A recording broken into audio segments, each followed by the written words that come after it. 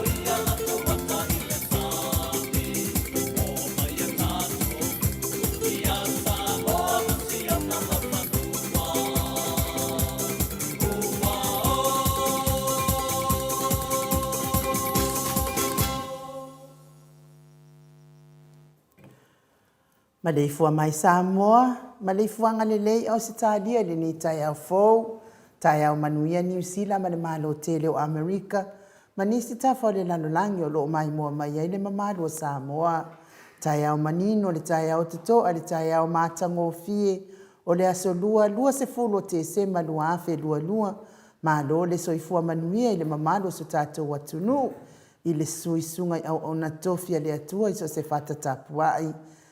Ya, le ngang whalua lo e whawhelua i fo i Maleifua mai o le sunga i le whawhia ngai ngani Mount Samoa vi inga o le atua lau sunga Reven e sau a sora viena le ana ma le whaletua ia upulasi lau sunga le toe ina ta itai o le ekalisia me titi Samoa so fatas Reven Sione tau leota pasta visita whelava i a mosa ma le whaletua ia vai good morning pea fo ia pasta soninga solofa ma le whaletua ia whaamai sunga li toe ina o le ekalesia lama o sato e fuata ina. Reven tele tausanga ma le whaletua ia mātau aina tausanga. Sunga ili whaafia ngainga ia Reven whaaumomo pōleka ma le whaletua ia nātia vai o a pōleka. Sunga li toe ina pasta matai amika mataia ma le whaletua ia Victoria. Pasta taulori ma le whaletua ia Alieta. Pasta ainu umuri anga avi isawa inaya ma le whaletua ia Saipeti. Pasta sangane malfaltua tula epa malfaltua ya fai upu. Pasta faatidi matulino si amo malfaltua. Pasta ya feta si kali malfaltua ya Susana. Reven awatama tofai ono malfaltua ya Katenari. Lepa iyo ainga matama le usonga pule mtumua itu au malatawa ainga ilitai maleva afonti. Mese tapua inga sotato motu maisa ya sua maleva ifanua. Fofoma ai tūlangi sa ole masale au mua malauni unsai lua. Le afio whaatu to fale ula la au namtas. Ma upu ya te ole motsa. Ta lofa lava. Ni ta lofa whaaloalo fo i le. Le ifua mai o le au mamalo sa tātou malo. Le na fionga tui male ali ifano vale to aso ala uvi le lua. Malau masiofo. Pea fo ile fionga le tai sili.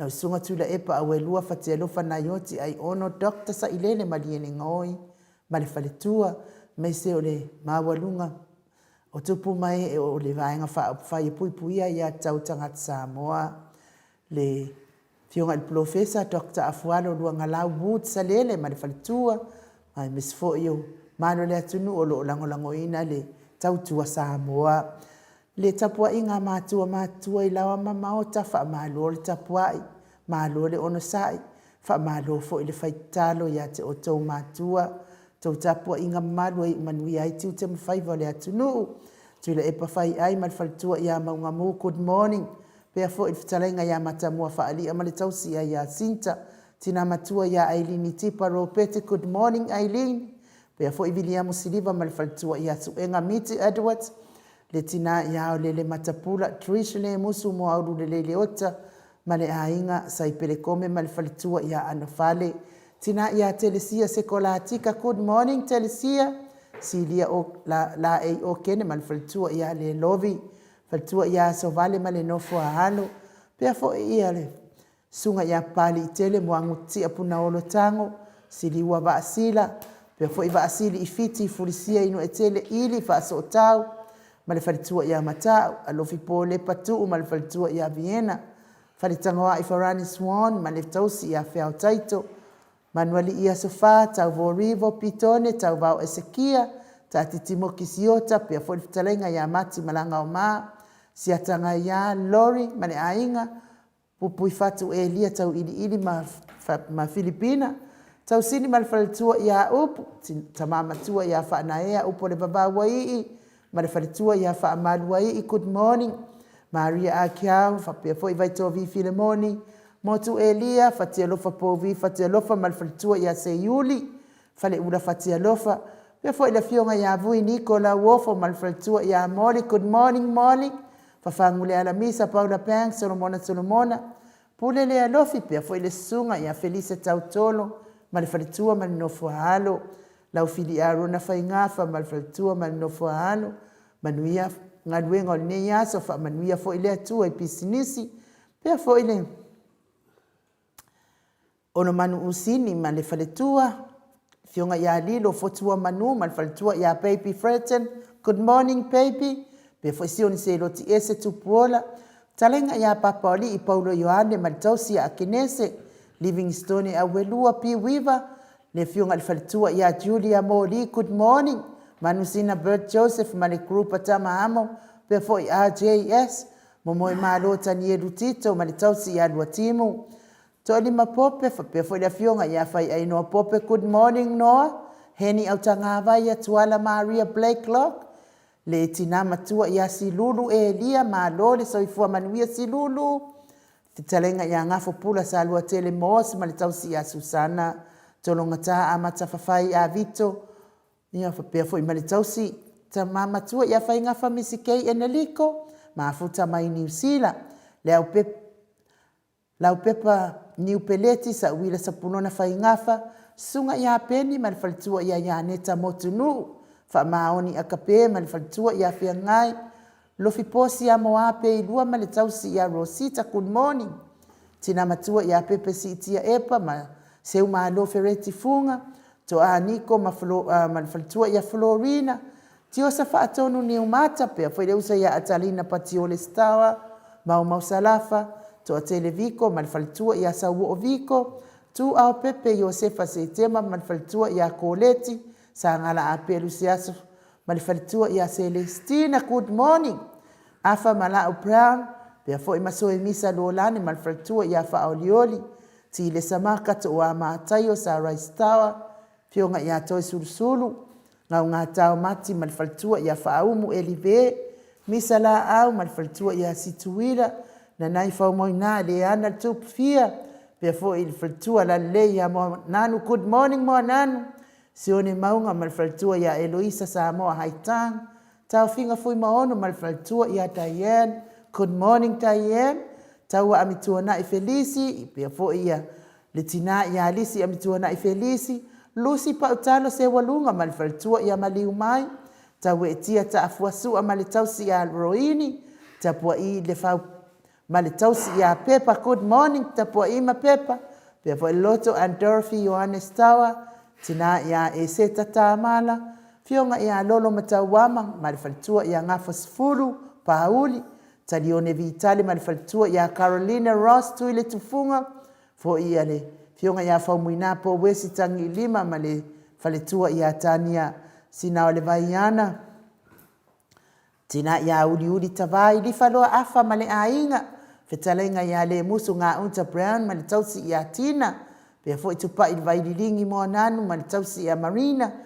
tama ia malulupe ma le faletua tama ia sa ilivao ma le faletua ia Perestene talenga ia ulungia vailuanga se upule mafuta mai Hawaii pe fo ia le tamama tua ia se yuli ali ilangolango mafuta mai New Zealand ya malole so ifua manuia ipa anga uma le Mount Samoa vi inga o le atua le maua fo i tau suafa le nei tai au au lo tau mafuta mai tato pokalame ia e whaatalofa ia te o tau malo so ifua manuia me se fo ila tau e le fia pokalame nei nei Mount Samoa vi inga o le atua ia le fo ua tato iai whai ungo nei tau sanga ia maua se loto fau man le loto mama ia ai ave ese le mai maua i fua no le loto le li ia e malo so i fua ia te oto uma o e ino maita mai fua ia matou nunga matou apio folinga fa aftaitele mafuta mai fa aftai mo fa manianga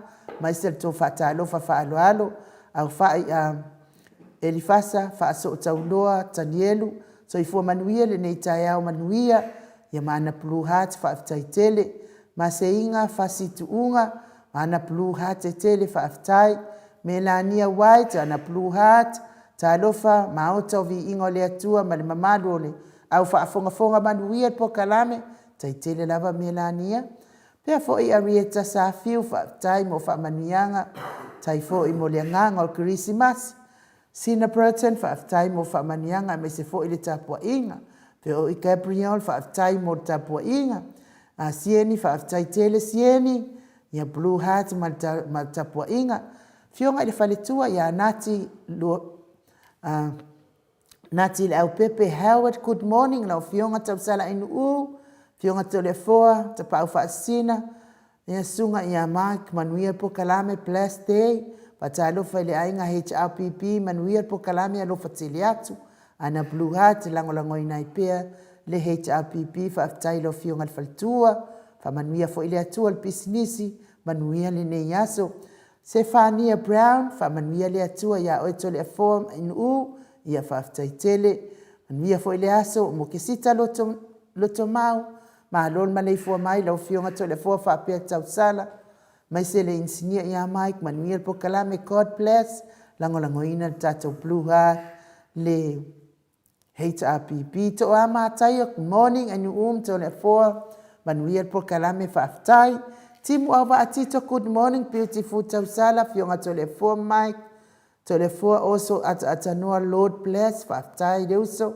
manuia fo ineaso lafu fo la saitu fa aftai mo le lango mai se fo il fa feilo ai mai tina matua ia seu malo fereti funga good morning Mount Samoa vi ingole atua ta lo fata ya manuia mai le atua fa lo fatu lua fionga di sua famanu malo Yesu Keriso ia vi ia le atua nei tai au ala fa mai le manuia ile alofa le atua ia vi ia le atua a ia fa manuia tele le atua tato pokalame ile nei tai au God bless lo fa tele atu tapua inga ia mantalo mesfo ia o le lango ina le HRPP e ala le blue heart le fionga ia tu fa sina broken tauva hido mafuta mai pa fa ale palauli Good morning from Apolima. Oh, ia le ala mafuta mai le fionga ini.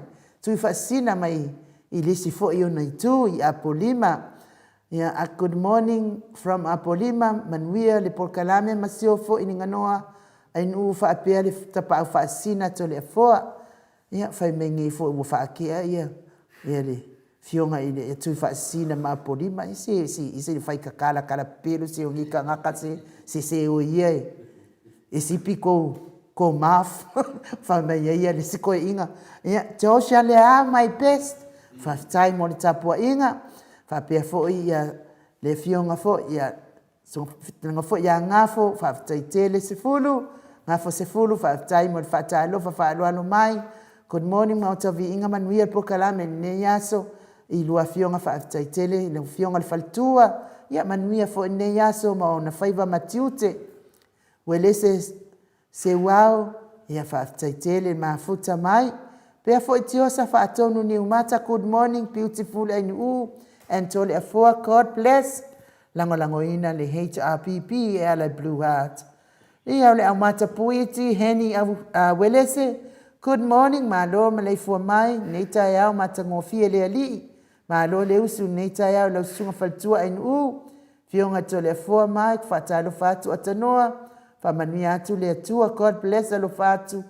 Ia lango ina tato HRPP e meisel tapua inga. Namula ulu afua sunu fatalo fatausala, fatalo fafo itole afua famania tele le atua, yo tau faiva alo fatu manuia, aso fia faafetaitele lava.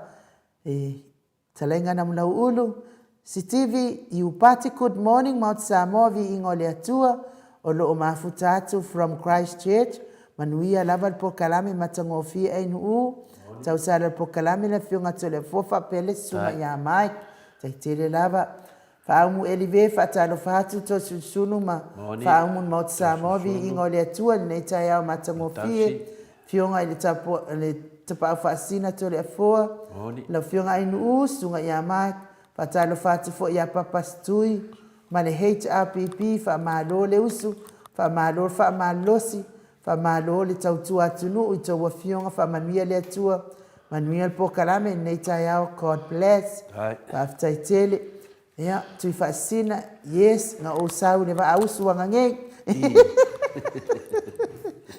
ana afoa pesamino fa aftaitele, Merry Christmas, fa aftai manuia fo Christmasi, malo pele se uma ta lo fa inu tele afoa, malo nga lue, lo fa tele atu manuia po kalame fa aftai, ea fa pia fo ia.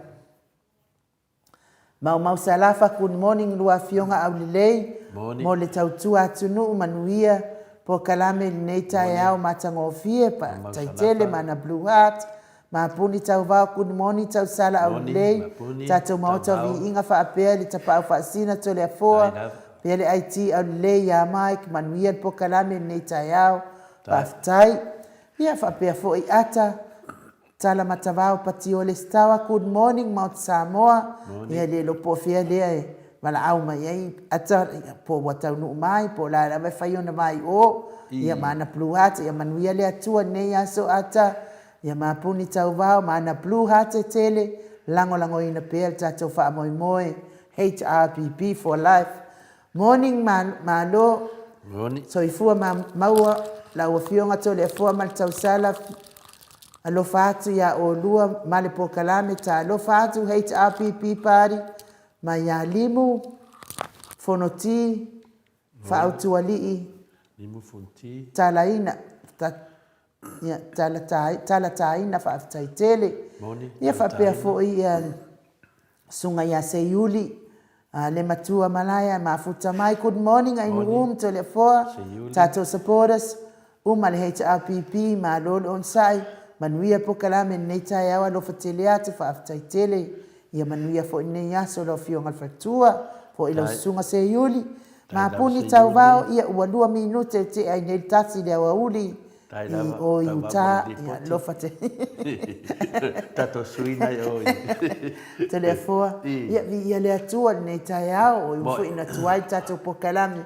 ia ni ale le tat po kalame pule ata tato po kalame ia taulava o talingao na itamama tina matua fa tali mai ia ale tato amata ia vi ia ile atua ia le nganga fa lo telefone fa felo ia fo ilo fionga tapa fa sina fionga tuia ana ave au malanga tama fa sau le tuma lo ia a o le fa ululunga o le ainga malos ia le fo intu ina tu ia o tonu mai pe talainga ile la ulu le taulau niu ia al presidente o le kalesia katoliko Samoa ruti hio le autostusio le kalesia le pule anga fa katoliko Samoa paramata nei ma lo lava le ngalue to le fo ma lo le usu Ia, malo foi le usu i lau awhionga tamaita i mota, leo foi o whaafonga foi paanga masani o tātou pokalame.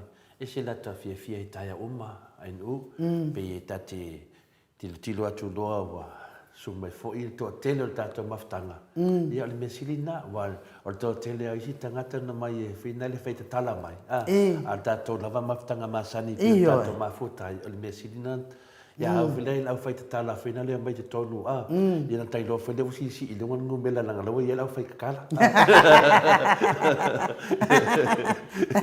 Lea mata na Ia, lea i vai tō tele whanau mata ngā, e ringa au whaika kala. A lau whaika kala vinga le mesia temi pia whape e whia mai le taite sili a tule epa. Na mai lo le whaita tala po le a whasili poti a wawai te pelo laudi.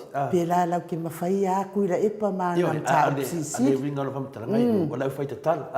A wai nera tātou wasenga, vina le masani a wafo e se tau whaanga po a whai tātou whasoa. Na mimi tala ia lei a tōti no watau siri. E ta vai te rua tupunu me la whinga le nai lora lei, wato te le whanau whaita tala ni le lau wa whai le mea. Pea no whai atu, o ta alonga ele i a mata. Nā mata mai le aso lea, le susu walu lena whaate a ia tule e pa male mamalu fo le fionga fo le hero. Te mia nā lena mamfuaina am tatou tawa mata mai. E le rau ta vai atu. Nga le kifa ko rau whai kakala. Ia peltu langana e tasinasu i na tele ua vai e nei. Wasia se ato e mo sisi to e sauto e whaalawe a vai mai tuna tatou maftanga. Langa le to tele tatou. Ia lau vai nungal mato wasenga le po le susa ainu. E na tasi asi tinana se mai. Ia ama le po ato le whaam le a whaitu la. Le ia sesi na se mai. Wei no le ana whaita tala le mea o iai. O reo sa o le waaloa. Ia peltu langana iai o te le whai mafuta mai foi. Na Paula Banks in aunga whapae foi. Tātou pokalame Christchurch, whātalo whālo ia mai lawa le taupa whasina, whapea foi tau sala Mike, a mese foi paanga masani o tātou pokalame, whātalo wha mai foi le whionga le te sili, ia Dr. Tule Epa sa ilele maria le ngoi, whapea te whaltua, whapea foi le, whanga whai le HRPP, whaptai lava Paula Banks, whaptai foi, non whātalo wha mai sapora lava, whapea foi na mol mai foi o nolo whaanga, I mona whamanyanga ma whare maru tai au, whaftai.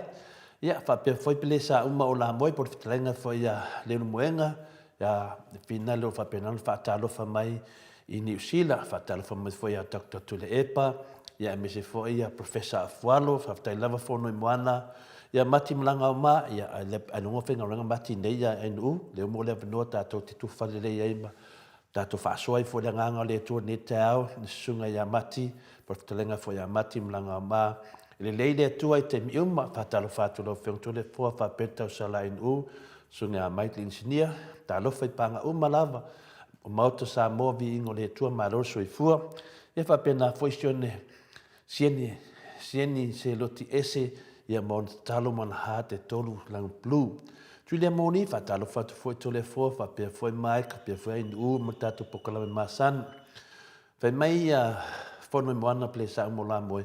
Ma nei le tau I sa vai susuru ma nei le la. Wa mata ona saul vevela ma lo lava ngā lua tole fua ma tau sala. Fa ma lo tau tua longo vinga la o fono I moana lai. Lai fiso tai mai oi I sa vai ai nu. Io tatu senga. O fea lava le tu lau langi. Fai loa mai ma tau mai po wa mai tara le tau. Le alau fa solo na vevela sa muta. Pa pia foi le fionga atu I fasina.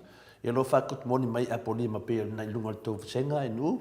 Ia, whapena whina mo le alo whaanga, mo lo whionga tui whasina, tui le mori, mai whatalo whatu fo I le whionga le teite sili, ia tu le epa. Ma lo lava tina, plasi mawala te au manuia, to le fua, in u, sunga ia Mike, ma atatono te sāpanga masani, whaptai, e whapitoa lava I le whionga le teite sili, ma le whaletua, le whionga le sui taitai, tato hero, ma manu le HRPP, ma ana lango. Whaftai tele lau whionga le whaletua. Peipi fretin whamahawai, whatalofa uso mkua tua ngange. Ia, paanga le mauta sa movi ingo le tua, I neta au manuia le whaasoa. Tua lima, pope, whamanuia atu fo I lau whionga tole fua inu u, sunga ia mai tole fua, ia mawalunga o paanga le mauta sa movi ingo le tua lofa tele atu, ma ia manuia le pokalame, I le alofa tu noa le tua soifua, ta alofa.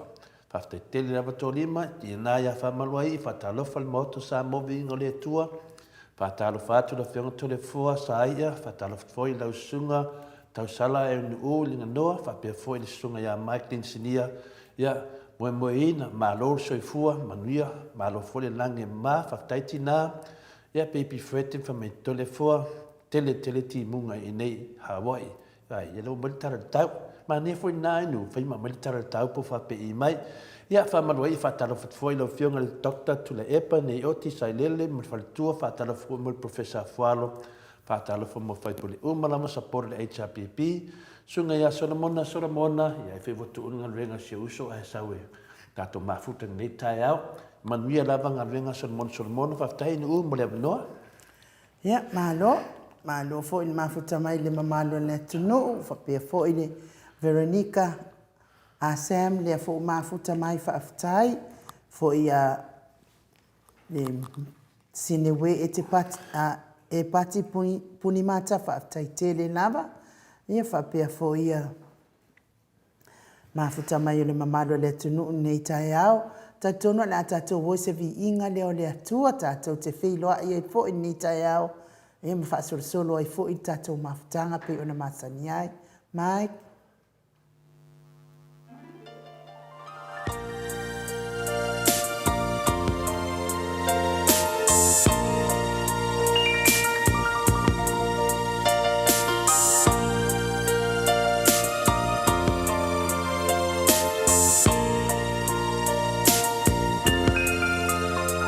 Ngā fua atata manu ia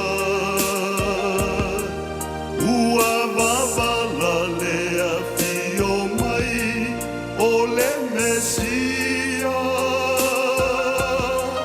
Pavanga uma o tatou loto e fio Yesu Mesia ole keriso ola ngona na mo oelo ufaola ua avea oia e fai matongi ola le tua ua mali e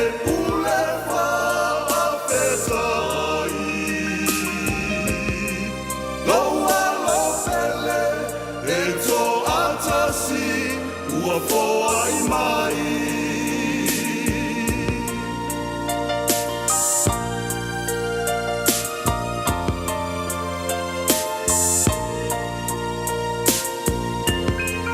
Le perofeta o Isaia na malo ia o le afa na umai o le Mesia e lona ua le malo le sili e ese le lalo langi alleluia tatou pepese o la ngonana mo oelo ufaola ua avea oia e fai matongi ola le tua ua mali e pule whaafetai loa lopele e to atasi ua foa i mai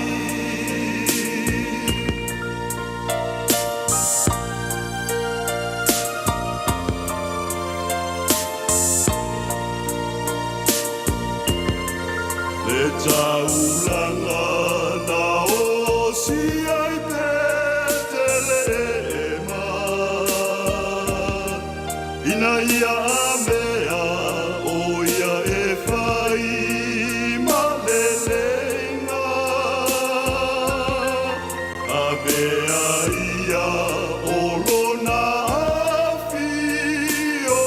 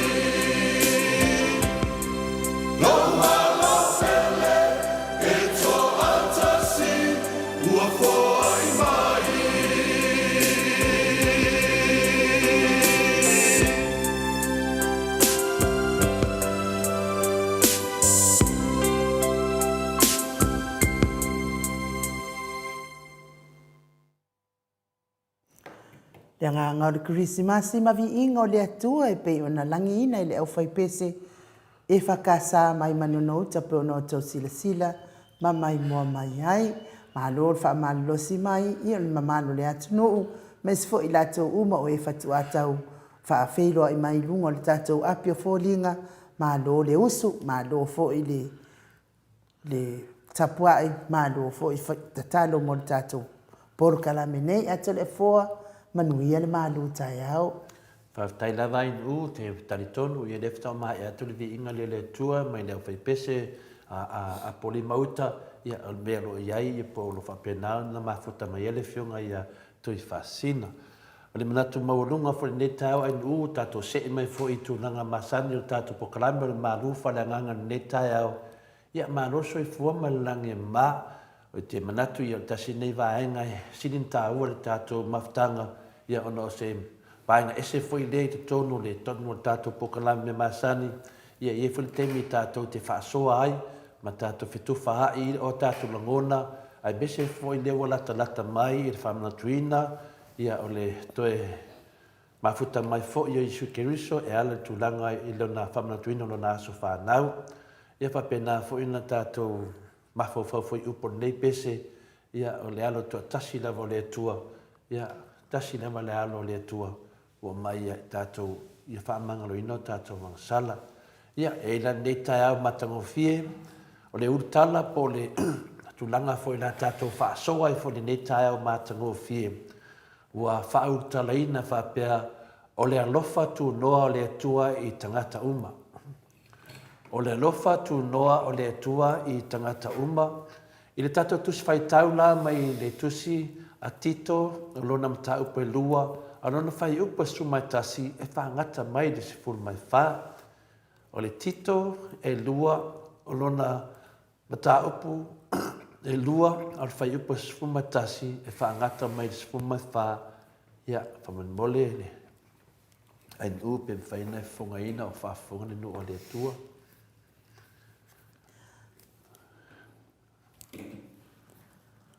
Wa o le alofa tūnoa le atua, wa au mai ai le whaauratanga, wa whaalia mai ai le i tangata o manawa, o loo awa o mai ai a te i tātou, i a tātou te a ese ma le whaale matau, a toa matu ina nau whaale lalolangi, a i a tātou no nofo ma le whaatua ma le ami o tonu, a i a tātou no nofo ma le whaauta ma le ami o tonu a toa ma le ami o atua i le nei o langa.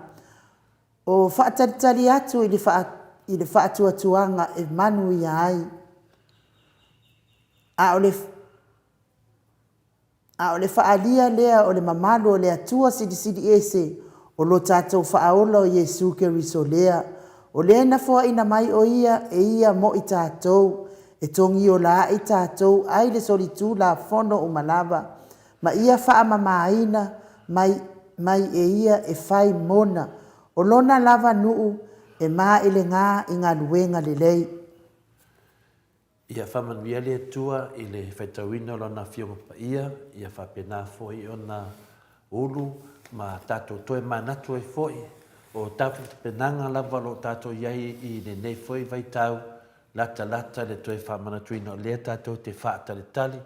O le nganga le nā o le tātou tamawhainga nei aso, le ngata le tātou whaatalitali i le toia fio mai o le tātou li whaola e ala whamanatuina lo nā aso whanau.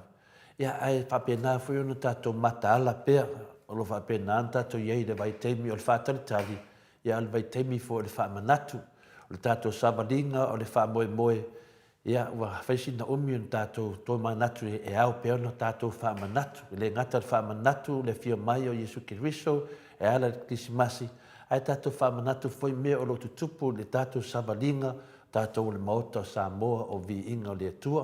O le tanatu, o le manatu por tātou manatu wao, o le finangalo le atua mo Kerisiano, o le finangalo le atua mo Kerisiano. Le ato te mafuta ma tātou whaatalofa i taia uma, ia, me se foli mātango fie, o le suafa toe tu manu malo si o tātou di whaola Iesu Keriso. Ia, le ngata foi lea, ia, o le tātou toe nai yaso tātou whamanatuina lea o le liutino tangata o le atua mua tātou.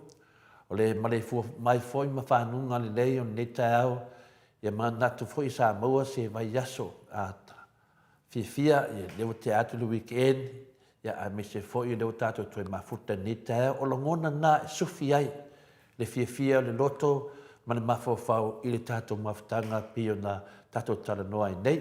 O le tusi la lea a tito, halona whai upa suma tasi, le tito e lua alona whai upa suma tasi e whaangata me suma e wha. Lea sa, le mafuanga e tā ua i tele, o le wutato vai temi, o le tāpina penanga ma tātou whātatali. Whai mani whai upa suma tasi, a wā o le alofa tu noa le atua ua au mai ai le whaalutanga. Ua whaali mai ai le tangata o malava. Whai mani whai upa suma lua, o loa o mai fo ia te i tātou te te ese ma le whaale matau a toa ma le tuina nau whaale laulangi. A ia tātou no nofo ma le whautauta ma le amio tonu a toa ma le amio atua i le nei o langa. Peipasu mai tonu o whaatalitali atu le whaatua tuanga e manui ai o le whaalia o le mamalu o le atua sili sili. Lo tātou whaola o Iesu Keriso lea. Malon whaipasu mai whaa o le na foi na mai o e ia mo i tātou. E tongi o la i tātou ai le soli tu la fono umalava ma ia wha maina mai e ia e whai mona o lona lava nuu e mai le ngā i ngā lumenga le lei.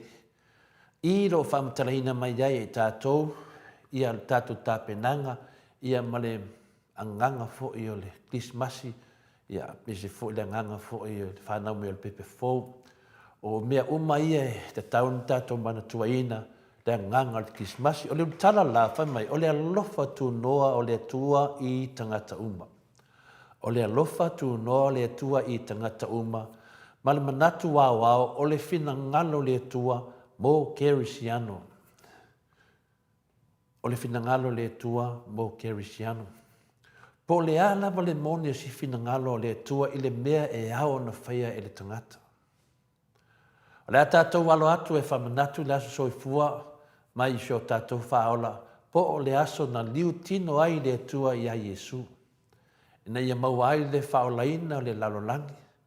Pai mai le apostolo o Paulo e ao na tātou lua i manatua o le whaolaina o le tangata na mafua o na maua ona o le alofa tu noa o le atua. Ia, Paulo la ia ma le toa tele le au Kirisiano o le whaamua le nā i le whaamanatuina o le kirisimasi.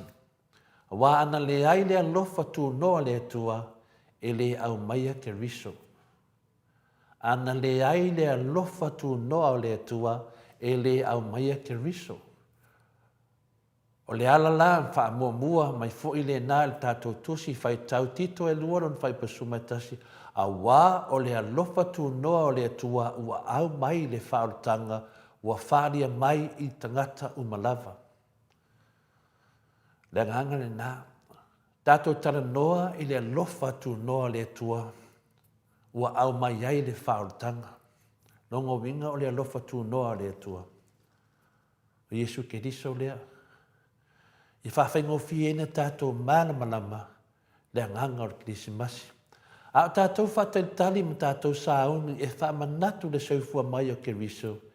E haon tātou mana tua, mwhaftai le tua, ma le nganga whātau waa. Ia, o ai e tātou o manatu mai ai, mwhāsili sili luna lofa mōri tangata. O nai whasili nā e tu mai pe tātou, pe a tātou whāsoa. Sili sila tātou manatu wāwao, o le fina ngalo le tua mō Kerisiano. Ia pefa pe foi, o le a moni se fina ngalo le tua, i le mea e ao na whaia e le tangata, on o lea no foi na mai no na alo pele e fasio tia ina ia fa ma ngalo ai tātou soli tu la fono uma. E ma fai levan tātou talanoa ma feliulu ia i whala au mamafa. I le tō wha ma le whai tu tanga tātou i fia tele ia Iesu Keriso. Ia tātou whapenām tātou whaasoa e pia. O le whai upu la suma lua ma le whai upu suma tolu. Whai mele suma le lua. O lo o hao mai fo ia i tātou te tea ese ma le wha le matau a toa ma le tuina nau wha le lalolangi. A ia tātou no nofo ma le wha utauta ma le amio tonu a toa ma le amio atua i le nei o langa. O le whaipasuma tolu wha mai o wha atari tali atu i le wha tuanga e manu i ai. O le whaali o le mamalu o le atua silisili o lo tātou whaola o Yesu ke liso lea. Ia tātou te tea ese pe a ese mai o tātou tangata a mio po a mionga whaale mta. Ia tātou ese mai tuina nau le nei lalolangi e pei o tupe ma oa. Whamariti mo teo e onolo na whaipasuma mai fitu, ia e manatua whai atu i e mau oa i le nei o langa, aua ne i wha maurunga i lātou, aua fo'i i le wha moe moe i le oa, wha le tu mau. A o le atua soifua o lo fua i tele mai a ti tātou mea umalava e wha a fia ai. Manei aia. Manei le wha manatu. Wha manatu mai i le timi o teo e ono lona whaipasuma fitu ia e manatua whai atu i e mau oa i le neo langa. Aua ne i wha maurulunga i lātou. Aua fo i le wha moe moe i le oa e wha le tu mau. Ai o le atua soifua o lo fua i tele mai a te i tātou mea umalava e wha fia ai. Nongo winga wa lewa na i e tāpe nanga le atua mo i tātou. O lo wha pia mai le whai pasuma i loa ai te i tātou ia tātou nofo ma le wha au tauta tele. Ia mio tonu ma le atua toa ma le a mio atua i le neo langa.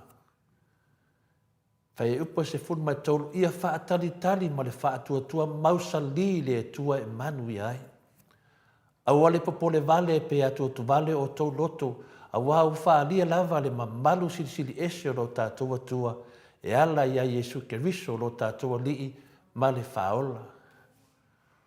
O hanga ia o wha ali mea tātou tāpena pena, au ane o tātou popole vale. Io e. O le wha moe maurunga o le liutino tangata o le atua e ala ia Yesu ina ia whaola ina le lalolangi. O le tātou whamanatuina la o le liutino tangata o le atua e ala ia Yesu, tātou te le whamanatuina na o se vaenga o le soifua o Yesu. Tātou te whamanatuina lo na liutino tangata. I lona whanau mai, o lona soifua le lalolangi nei, o ana tala inga mana o onga e winga le malo le atua. O lona maliu manona toe tu man malo mai na ye woti. O me umana vaia e whamanatu matatu tāpenai. Amu ia fo i tātou o fua i me le atua, i lana fionga pa ia le atua, a wala tātou te tāpena penai. Manino le leile tāpasa po le whaasinoala, mo tātou o le whanau Cristiano le atua. Mea le Samoa, o le whanotanga na saunia e le atua e ala ia Yesu, o lana mea lofa le nā mo le lalolangi. O lana mea lofa fo i le nā mo Samoa mo na tangata.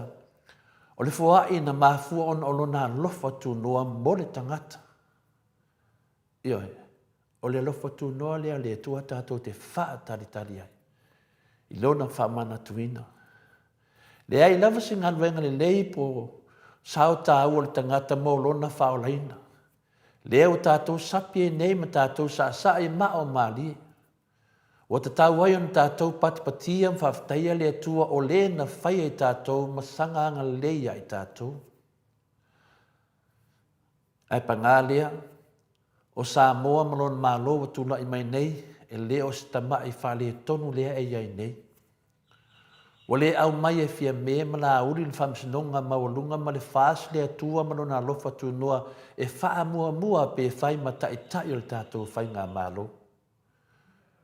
Le ai, tātou te wha tali le lofa tu noa, a leo tātou mai tawina e leo au mai ane nei vaenga, e wha mua le tātou malo, po le tātou whai ngā malo. Wa lātou matua la fua i lo tātou atua ae whao ngālo lātou poto o wha laulangi. Wa lātou tai le tātou whai ngā malo i le whale matau ma le tuina nau wha le laulangi.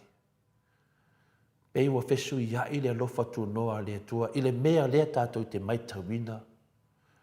Le tāua fole nā o le whamanatu ia e tātou, ia auane o tātou whewhewhi. Whamanatu le alofa tu noa le tātou li. Whamanatu le alofa tu noa le atua i le lolangi e mese tātou tunu Samoa, ma tātou wawa ai mea lo tupu mai. O lo taita ia le tātou whainga malo i le wha le matau, ma le tuina nau uma whalalangi tālo whai. Tālo whai si o tātou tunu.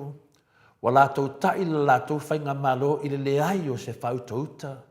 Leai se amio tonu ato toa, leai se amio tua i le nei o langa. Leai fo i se ai o iatu, po se o le atu i le tua, ma whaatantari ma le whaatua tua mauti noa i le whaali mai o le mamalo le tua sili sili e ala ia Yesu Christo lo tātou li i ma le whaola. Wa leai se whaalangolango ma se whaamoe moe i le tua, ai ua whaamoe moe ma whaalangolango ia sa tiu ma lona whaali matau. Ma le tama whai e te tala le mau te whono ai matua le ai ma sana ia te tau e te tala ai. O le le ana lea i le atua ma le fia tau taua. Me lea, moto sa movi inga le atua ma lau whaafonga sa moa e ina.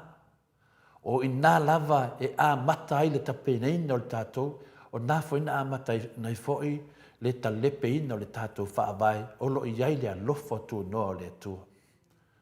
O le alofa tu noa le atua o le tātou whaavai lea. Ao na amataina le talepeina ina wasusu atu sa tiu e fosi le tatalaina o le whaita toa o le mautafono. O ina le amatanga o malaia o lo tātou whea ngai ai nei. Awa o le malo o le fast, o le malo o le ai se tapasa. O le tapasa me whinga le tātou tando whaatasi e ma le titi sao ia sa teitasi o le GPS. Po se whaavai o whaangai oi ma whaafoe e ngā venga le malo. Wana o le pepelo ma le lalafi tua o ingoa pepelo o lo lātou whaangai na pei o le ola pi. O ingoa ia lo whapenana la lafi mai e le vang whawhai o le fast. O ingoa ia pei o le ola pi. Pei o le mea mangongi. Ia po le mea oki fo i pei una lausi le fia ai le tātou maftanga. Lea na lafi ai fia me, la uli, ma le vahenga o le fast. So se teimi tātou te vā ai ei le ola pi, ma le mea oki po le mea moni, o nā tonu alo la lafi e le whainga marore nei, lea e be vesi ei lungo o penga ta whailangi. Awa nei ngalo iai tātou. So se teimi lava toi te whaitau ai le mea mongi, po le mea oki, po le ola pi, Nau ato whai tauina fia mem la uli man vahenga o le fast. O mai e ni la funga le mi ngau ma le whaalo alo. Io e, whapenanta fasi e le whanau o le tua, whaamasiasi e le whanau o le tua, e tātou te le popole la iai, ai na ona le whaamanatu lava, i tātou mata alai. Nā ngau nisi o tātou wāwhaina ai. Na umale tautale peina sa tiu o le whaita toa le mautafono. So ane ai ma le whaatautonga i lalo le whale ie, ai whaamautu ane sa tiu e whao ngalo. Lea ua atili ai on tātou lata i se oli, o me moni ana o tātou lata i se oli. I whainga ia o le whainga malo tātou i nei. Toi whai ma whamsinonga apini, ave whaanga oi e sa tiu no fo le HRPP ma le fast. Ave whaanga oi e sa tiu, inu fo le HRPP, ave ma le fast. Toi tō fia e sa tiu, vui ma le sa tele rapi ia nora, le whiunga ia tō mata. Ia, o le alal mea lea ua iai nei sa tiu, ia ma le sunga ia vui, ma le sa rapi. I le se 40% o no fo ta mai tai o le palimene, o matua ave e sea lava e le atua lo lātou poto. A wā ua le manao e wha ngā le wha vai, a e fia wha ali ma wha tino lo lātou wha fia tamai. Le winga nā le upu, wa ave sea le atua le poto. O le tangata poto, e muli tai le alofa tu no le atua, o le wha vai lea. Le nā o lo mai ele alofa tu noa le tu le tātou a mata mai ena tātou whaatata noa ne tai au. Awa abe sea. Au o fia whaali ai lava ma whaatino lo lātou whaafia tamai. Ian mea lea Samoa o le amatanga le nā o le toi lalo popo fia mea mala auli le fās ma whamsnonga mawalunga. Ai mese lava sa tiu mo lona whaale matau i le tua ma o tātou tua āna saunia le whaavai mō tātou ma tātou whanau. O puna ma le fionga pa ia le atua, le wata ngia le ni yaso le tātou tape nanga ma le tātou whamanatu, sa tiu ma lona wha le matau i le atua. Lona winga ma tua le fefe la ma le whamasin sili i le atua. O le tape nanga le nā, le alawa tātou vai, a le whaavai, o le lofa tu noa nā le atua ia Samoa. Le na whaavai tātou mātua, a wā tātou ma tātou whanau, mo le numana. Whai mai le tusi o Isaia lua sumariva, arona whai upo sumarwha. O le mea lava lea whaauta mai, o le au whai ai le vāvenga i le nei nu. O le vāvenga lava, o le mea foi e ofo ai. E whano lava le poto la tau tangata po poto. E mamae foi le mawhauwhau o a la tau tangata mawhauwhau. Io e Samoa, sa lilo i manato sa tiu mana whamsinonga si nia e le palasi mai i lalo i se palasi matanga.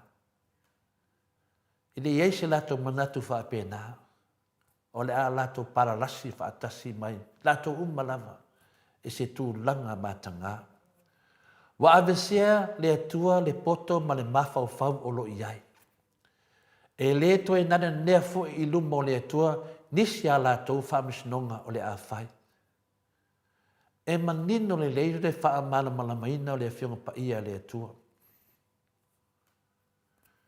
O le manua lea ua wha manua li ai loto sa tiu, vui ma le sa rapi, ma le whamisnonga mawalunga, mai i lo ia ma whamasino mai whafo, ia tātou wha whaingo fie wha pia.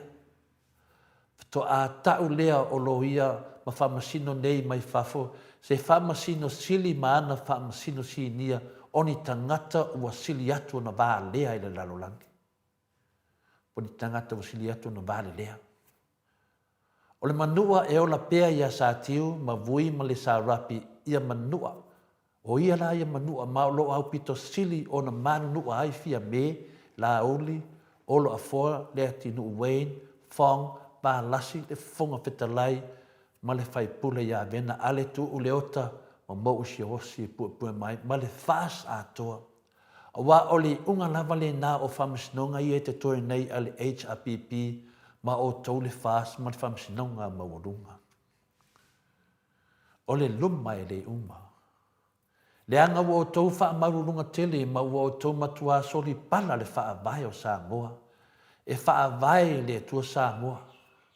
Fia me va lasi la auli, va pe fule atinu olo afoa ma le fast, o le tātou sa lea tau te whaafuina nei, o lo tātou wanga i nei i le vanu o le ata o le oti. Wā o tau le i loa le atua manona lofa tu noa ia Samoa.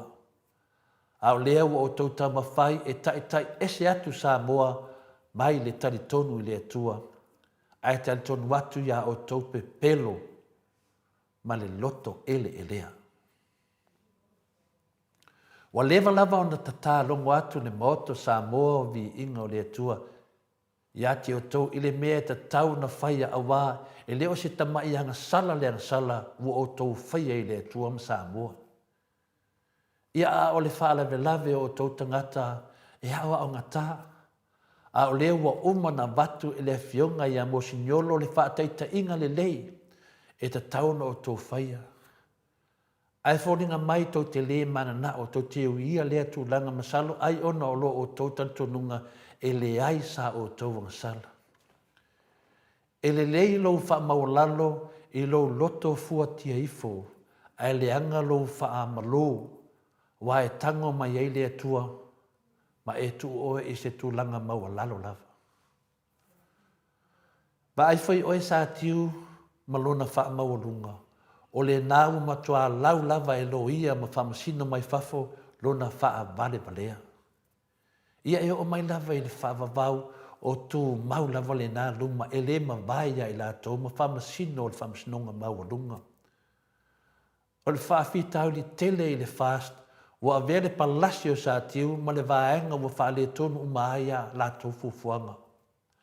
O le mea tonu lea o le kale o stio ino sa tiu. Ai fulu wai fia mem la o ni valasi olo a foa papali i ma le fast atua. Yoe, e palasi sa tiu ai paralasi e toi malatou, a kale sa tiu o fulu o toi malatou, a wawa le ai se wha moe moe e toi mauti noa. Na o mea nuti a mea o le a moa mai. Ia mase i o tau, o ia e tali tō morianga. Fia me ma le fast. Ia sa o tau tau whetuli nei ma talau tangata le whamsinonga. A leo wo o i tau morianga ai wo o tau leo e tutu lai matari i tau morianga. A whailoa e mo musu e tu lai le whamsinonga. Whamawai loa. O lewa na maramalama le atunu mano foilo foile waa o lainga salwa lasi. Tō wo talau tangata le whamsinonga. Leo wo o mari teimi. Wo pa usa tiu. A whai atu e mai excuse oi whema. O e tali tō morianga. O le whamisnonga. Me le Samoa, loi ati o tō pēr le atua. Tū ai pēr le mālo wha maurunga e whai pēr la tō whainga. Masalo e leo mamau lava tātou wawa ai atu wale mawhai ona sāwa vari. Ia tātou tutu mau pēr i le atua ma tātou te e atu i nei whainga mālo le aro lofa ma le wha maua lunga. Lātou le wha mua muaina le atua malo nā lofa tu noa mo i tātou uma. Le nganga le nā o le tātou wha manatu. Awane o tātou no fuai. Ia tātou loa fionga pa ia le atua e wha manatu o tātou vaitemi o tāpena pena. Le ngata le tātou tāpena pena le whamanatuina o le alofa tu no le atua e ala lo nāru pele o Yesu Kiriso. Ai tau whamanatu i ai tātou mea lo i ai le tātou savalinga o le whaamoe moe o lo whai nei. Ia manuia lava nei aso ta māma tina mātua. Lo whangia e le atua whapenana whalau te le ina. Nona whina ngalo alofa. Manona whamanatu i ai tātou. Ia tātou māta ala. Tātou te le iloa le teimi. Alo tātou ngalua pēr e hala tātou whaasoa i tāi au taitasi. Whaftai tele mo lewa noa inu, whamanuia fo i le tua le tātou mafutanga, whaftai lava. Malo, tai tele lau fionga le tapau whaasina tole e fōa, mo le tātou malu tai au, nei tai au, tau ieina i anga leile atua ma ia. Iei se au ngā le tātou malu tai au, tātou te tāpena pena whaatasi ai, ia wale whaafeilo i atu, ma le whaamanatuina, ia o le aso. Soifua o le tātou wali i whaola o Yesu Keriso. Ia tatu tonu mai, ia mai se vi inga o le atua, wafo ilana upu pe o na tātou whaalongolongo ni nei tai au. Ia whaasolo le tātou mafutanga pe o na masani ai tai au tai tasi.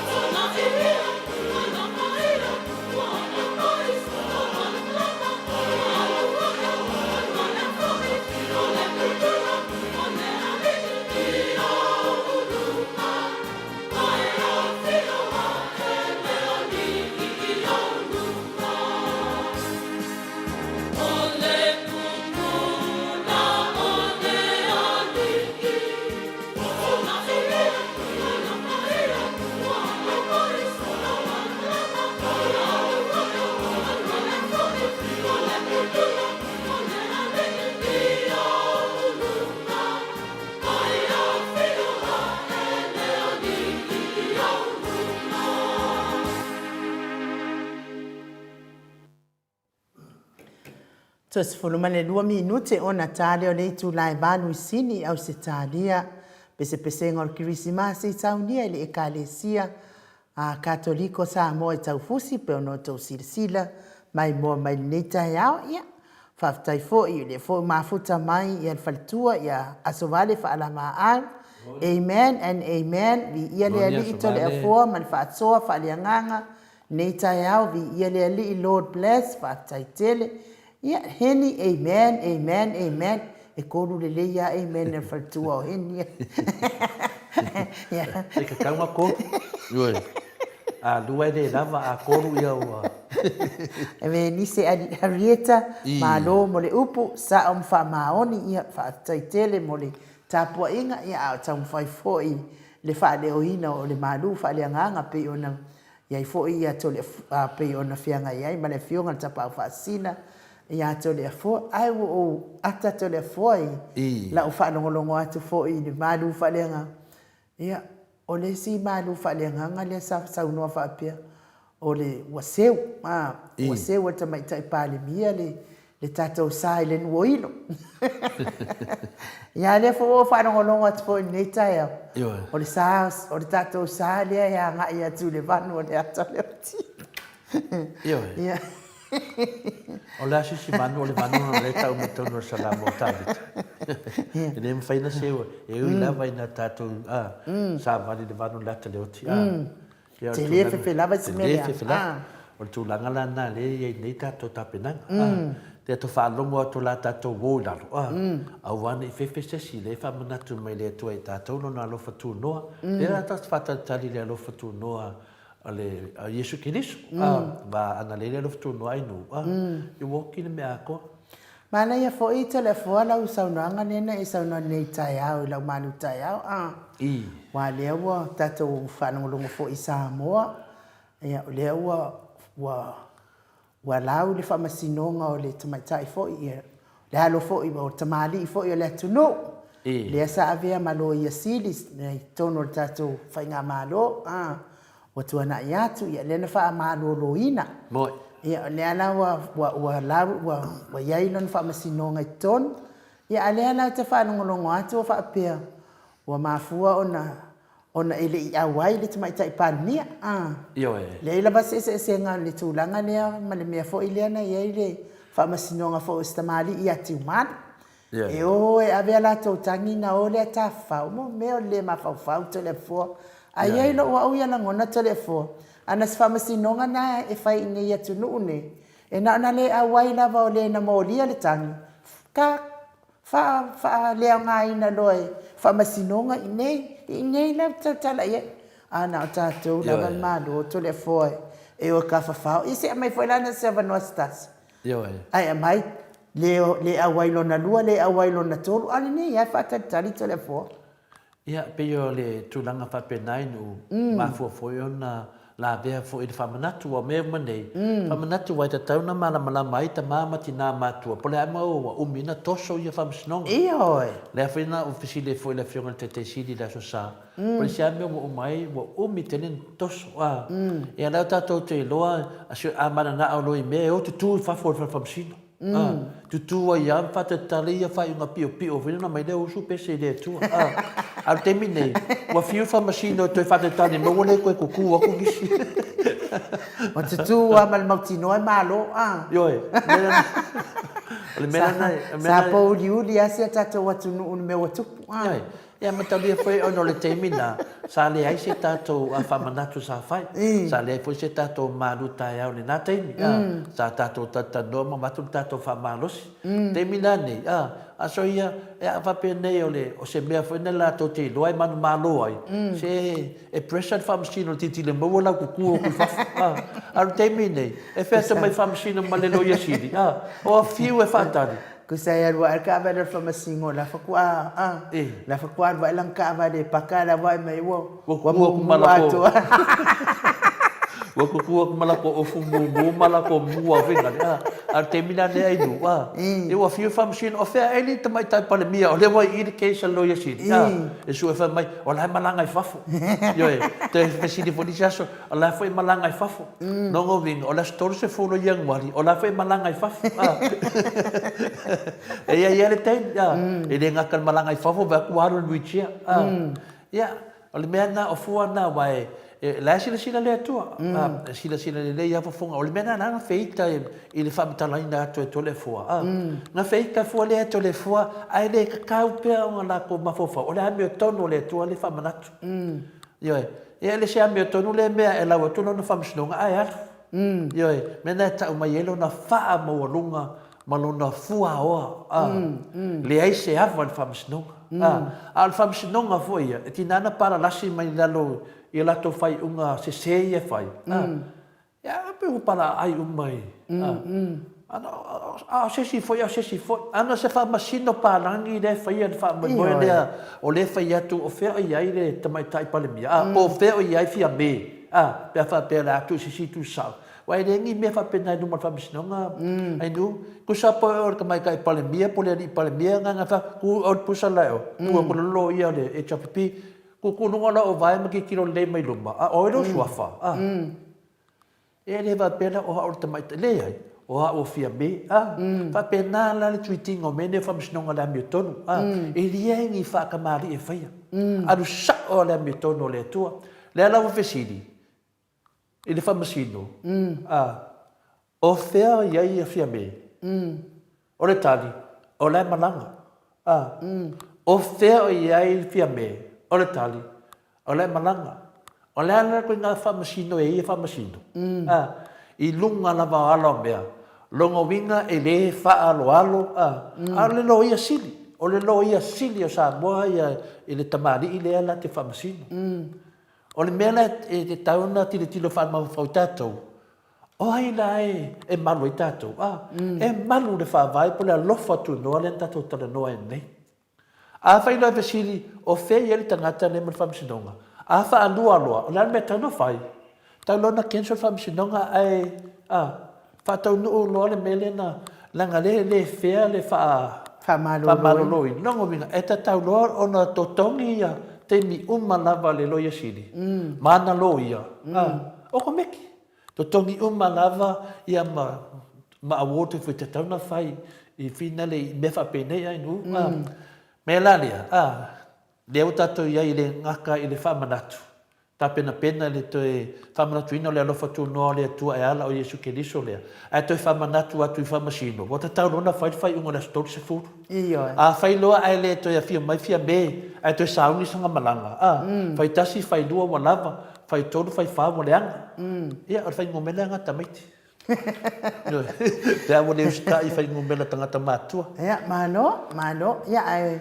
Moli fo ile fa malo mo ila to umalava o yo mafti pia ngata tino alo fo ile ono sa ya le tato o dia mai fo ile fa ai ungo nei tau sanga yo tato fo lau pia manga ngase o tino ya vi ile atua e wilava ngase ya lo fatu ma wina pia le lo fo le atua ya tato telefo wa ya lana ma itangata yo le alo Yesu e ma yo e fa pena fo ma isa o mete ale su a fia fulu ia na mete mo fa sau po ato ma ki le maruru ia ata tonu fa malolonga le tua tasi atu le aso ia vatu ia te otou ma wain ma no sitino ia mese lava i nai tamama tina matua tingaru so i fua matua lo fia ngai pia ma otou ia pia lo tato watua manu malo telefon. Ma ne mana tun matu sena. Meia. E fai mai a fai atu fai e fia me famsinonga malo ia siti. E su atu o lai malanga. Ia tu e latu, tu e su atu o lai fai malanga. Fai mai lo leo le matu sena. Tu le fua o le silo te misu atu malanga sa o dunga. Awa te whapena. Ia le sunga ia to lima pu. Fai mai tu le fua o le pole. lo peto su atu stay mi lo waru va tu sa fa mai pula si fa mai o le si me e te tau si a ko malanga wichi e tonu fa fam sin o me la ia o lo ia fi ta wai langa e tato mo ila tato te ata la fonga ai ia fi ta o le nei wai ese fa ia tu fa excuse o le malanga ma tani le malanga e te di Amerika e te le fongo e te le kafau ke o ngai po fe ke o ngai me aka me si e fi wai ia vividi apa o la ve si le ama si pule na va la e ngo ma fa fa penga ia le malanga e fe malanga e ale ke me malanga ko la ko la ku sa o mai ale ko o le a me wa e sola e se ai ma Samoa fo ale fo ia lo ba ku le wale ke ado ia mo me o la ta ina o me la le fe atu ai a o sola aru famsnonga a o sola wa le aru ro tanga te famsnonga wa fefe la mi tonu taru ana pa u mai le se ful pasene le ana tato tano te mai tai o na le o tu lo al fa fonga na lu wa fela so le fa fai fu al tato fono nei ia o feri le so la ngona te tonu se ful pasene o se ful pasene me la le o fiu net famsnonga e tau fa taritat le foi na foi famsnonga ti maru matua e fiu e fa tari le watu le foi o saungi e finale ia to tele o folfolanga ia na fai nei pe foi le fina le se tasfio pa angal ta tomoto Samoa vinga sa ne foi malanga i Samoa no ia la tu dava o folfolanga pe pelo ia na fai o le lan ma fona a ese manatu fa manatu ia tato wo mal termino le o ave tato famsnonga a le termine wo fiu famsnonga fa tati o fe la tolo ia na rule of law tele to ai atu ia prenta wo so me lungo o siasto e so me lungo ai sia wa over tala pelo laudi wo le ma fai le tu la fono tari ia la wale ko lo ala wa ro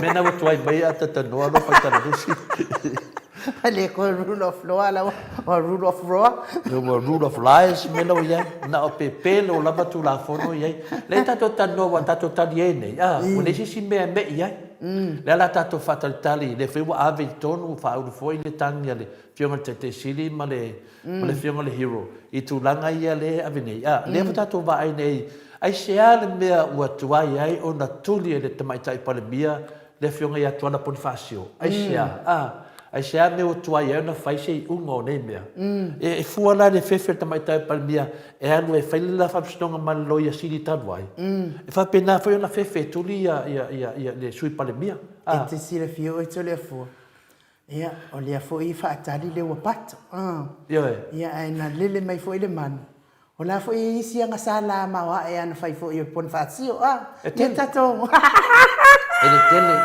le terminei e mon yele u por fai fa na famtana foi e fina le hero ya le pule nga sala i lungo lesi ang sala le ala ele fai le nga sala le fa tau fa ma lo tio le sanga ma losia o le hado fie me kali ang modian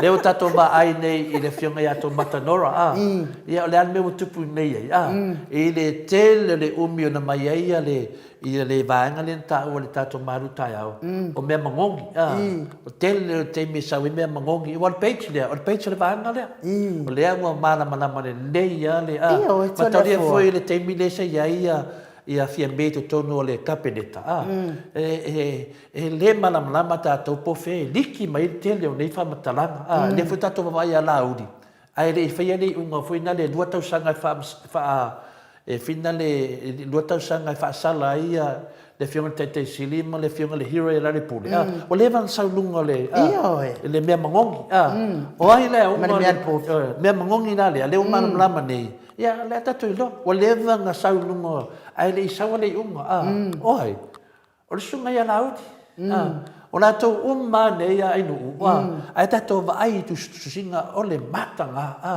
e fai lo se tangata se fa matalanga e a keise le malo o le makanga a kia ke iofo ka ika fai meo ka o le apungu ai o mea mongi anga me whamau e le isau se mea mai to tonu le kapeneta o i lunga le mea mongi po le mea oki ai lo foi o tole fo pa wai o me fai tangata le anga na o mea matanga Io I le popole fo i lātou e whaitauino ni mea matanga. Wa fo i langa o la ko wa mionga la. Io Si vanga nā la tangata fo ia fia iai.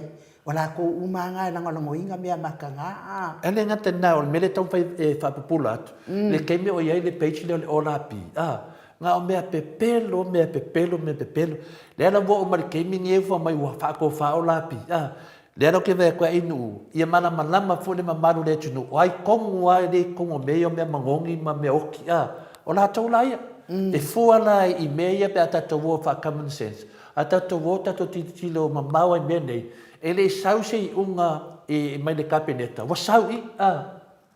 Nonga winga la. Ala nan sau i o la tau. Mamatau lia ele mawhai e sisi a tangata pero tu langa nai nu ia mana malama.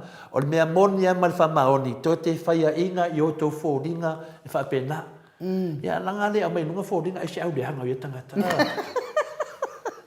Ia se e lope au le lei e le maun ki kula o whawhonga ngā Samoa. O mena langa musa mai la tō fōringa i luma.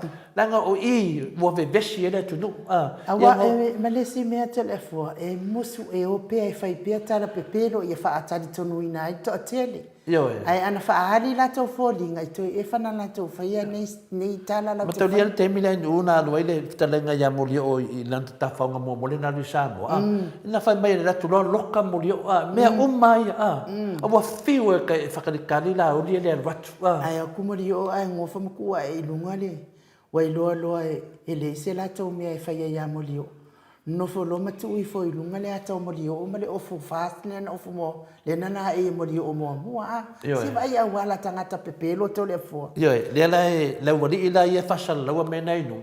Le sunga e savea ma le lile o kule e palai o i Amerika. Ia on kanga ka pepelo. Wa le lile o savea e leo wha maungia nga ngoi. Ngoi e nu. E whawhiwhea nanda to taritonu ai le atu no ia tu ina tangata. E ngoi. A matalia e ngoi. E le asisi me sa uro muku ngale ngoi lafu. Iyo e langa tangata ua umana IT e le atua. O le e IT e ngoi pe whasalanga le atua na ave ngaka. O le e so solo e no manava.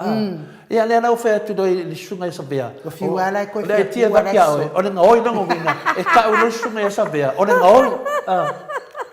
O fiwala ko fia kui luga la wa solo. Ia nanga lo pipi ia le IT. O le IT la vai o le ngaka o le ha. O le solo no mangava. A le IT sa vea. O le ngahoi. An mena na o mea mai nunga le whamsinonga. A to fia maramlama i mea pepelo mea ngahoi. To ole whanongongo le sunga ia sa vea.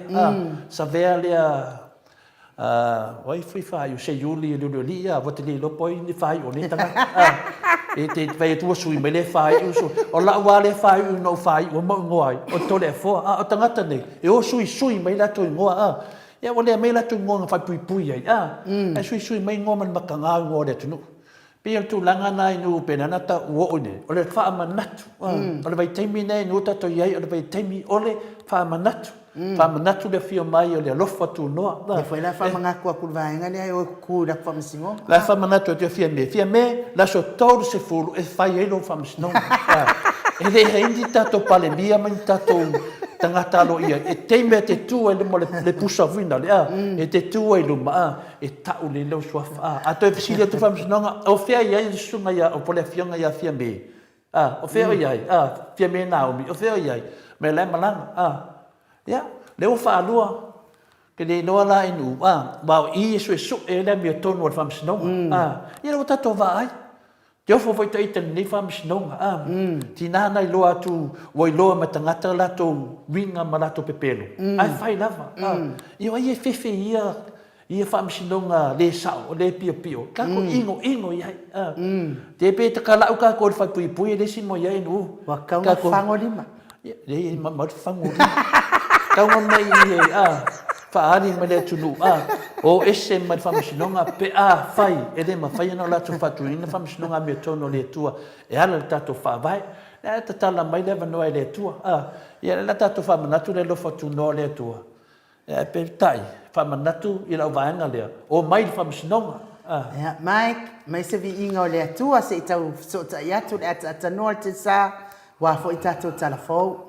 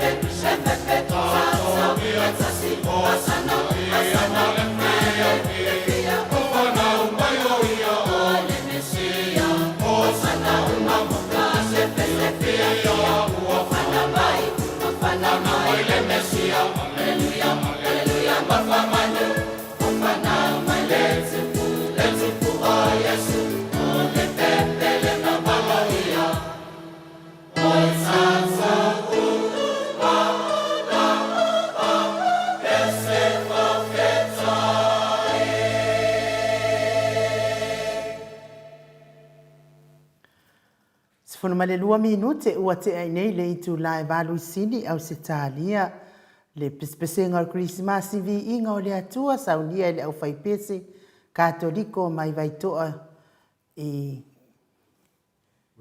mori vai toa i sa fata pe ono to sila ma mai mo mai ai ya malo lava le ono sa i le mamalo so tata watunu le nei tai au matango fie ya awa fo ina ingalo le tata tufunga ya tato atufunga ya tupa yo le vai dilingi mo nanu pe a fai fuafua fata wino so lawa so maota ya e tele fo itato ele ilo le ia si ele si la fia le tu langa ia na tala tu lava tilo le fale o kasi au le le fale tilo mai nai fafo ia a tele ia fale tonu ole fale le ole a e fata wina ia ai e o le kamuta ia na te iloa le lei lava ia whai o tau sauni, wha tau so lawa, so maota, wala au mua le tātou tufunga ia pa i vai lingi, se i fio atu, su atu, se i tangatangai, po o sao ia lea, po i eini mea o wha le tonu, ia e ngāfo i nā, e toi sui ai lo mawhau, i toi wha tau sesi, vai sesi whale, sili atu ia, po le maua fo e se wha mama avenga, e te tau ona toi whapa ua i lalo le whale lea o le a e whatauina ia ona e tele ia whale tonu o lo iai le mwhailau na iloa e tātou ia se iwangana le tangata e anga tonu lea na te sila fia mea ia whale tonu o lea whale po lea maota ia anu ngata fo i lea ia sauni fo i ka le sia mo ngā luenga tele wa whausia ina le alama le mila wali tapua inga i lea tua ia po o se maota fo i o le tamama le tinao le ngā luenga, ia, na o tau sila mai lunga, o tātou penga te whailangi, i te tele o ngā luenga, ua tāpena ina fo i ele tātou kāmuta, ia, na tau sila mai i whale tele, ia, o loo whai ele tātou kāmuta, ia o le numera la le tatou kamuta o le o fa'aono tasi valufitu iva fa'atolu o fa'aono tasi valufitu iva fa'atolu e te feso'ota'i mai lava ia i lau lava gagana e te talanoa mai lava i lau fo'i lava gagana ia ona fa'ailoa atu fo'i lea o ni mea fo'i e te talanoa ia le gata fo'i lea o siona faletua e le lei tele le tusiina o ata ia le lava le ata o le fale o lo e finagalo e fia fausia ia maua le fa'amāmā'avega e tusi fo'i e le faletua le ata ia mai toe silasila po le ata tonu lea ia ae fau loa e tupa'i o le vaililigi mo ananu ia le ata lea i te finagalo iai ia ua le fale o le maotalogaluega po le fale fo'i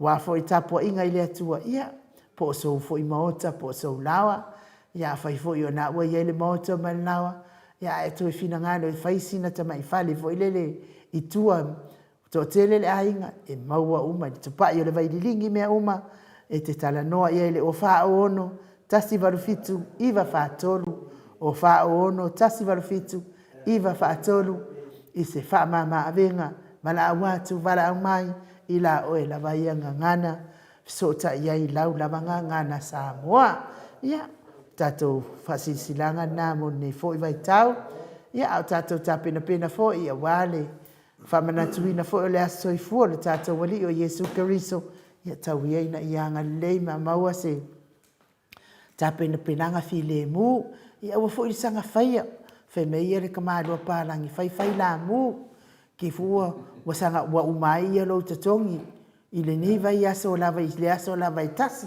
nu faimai a faifai lamu faifai lamu une ngole lamulamu mafuta ia le wai lunga le ngai ia taluai le ua mafuta mai le ata noa le tele sa Crichton i le agaga fa'aloalo e fa'atalofa atu nei tulao le taiao malo le soifua manuia malo le folau malo fo'i le tautua atunu'u i lau afioga le ata noa le tele sa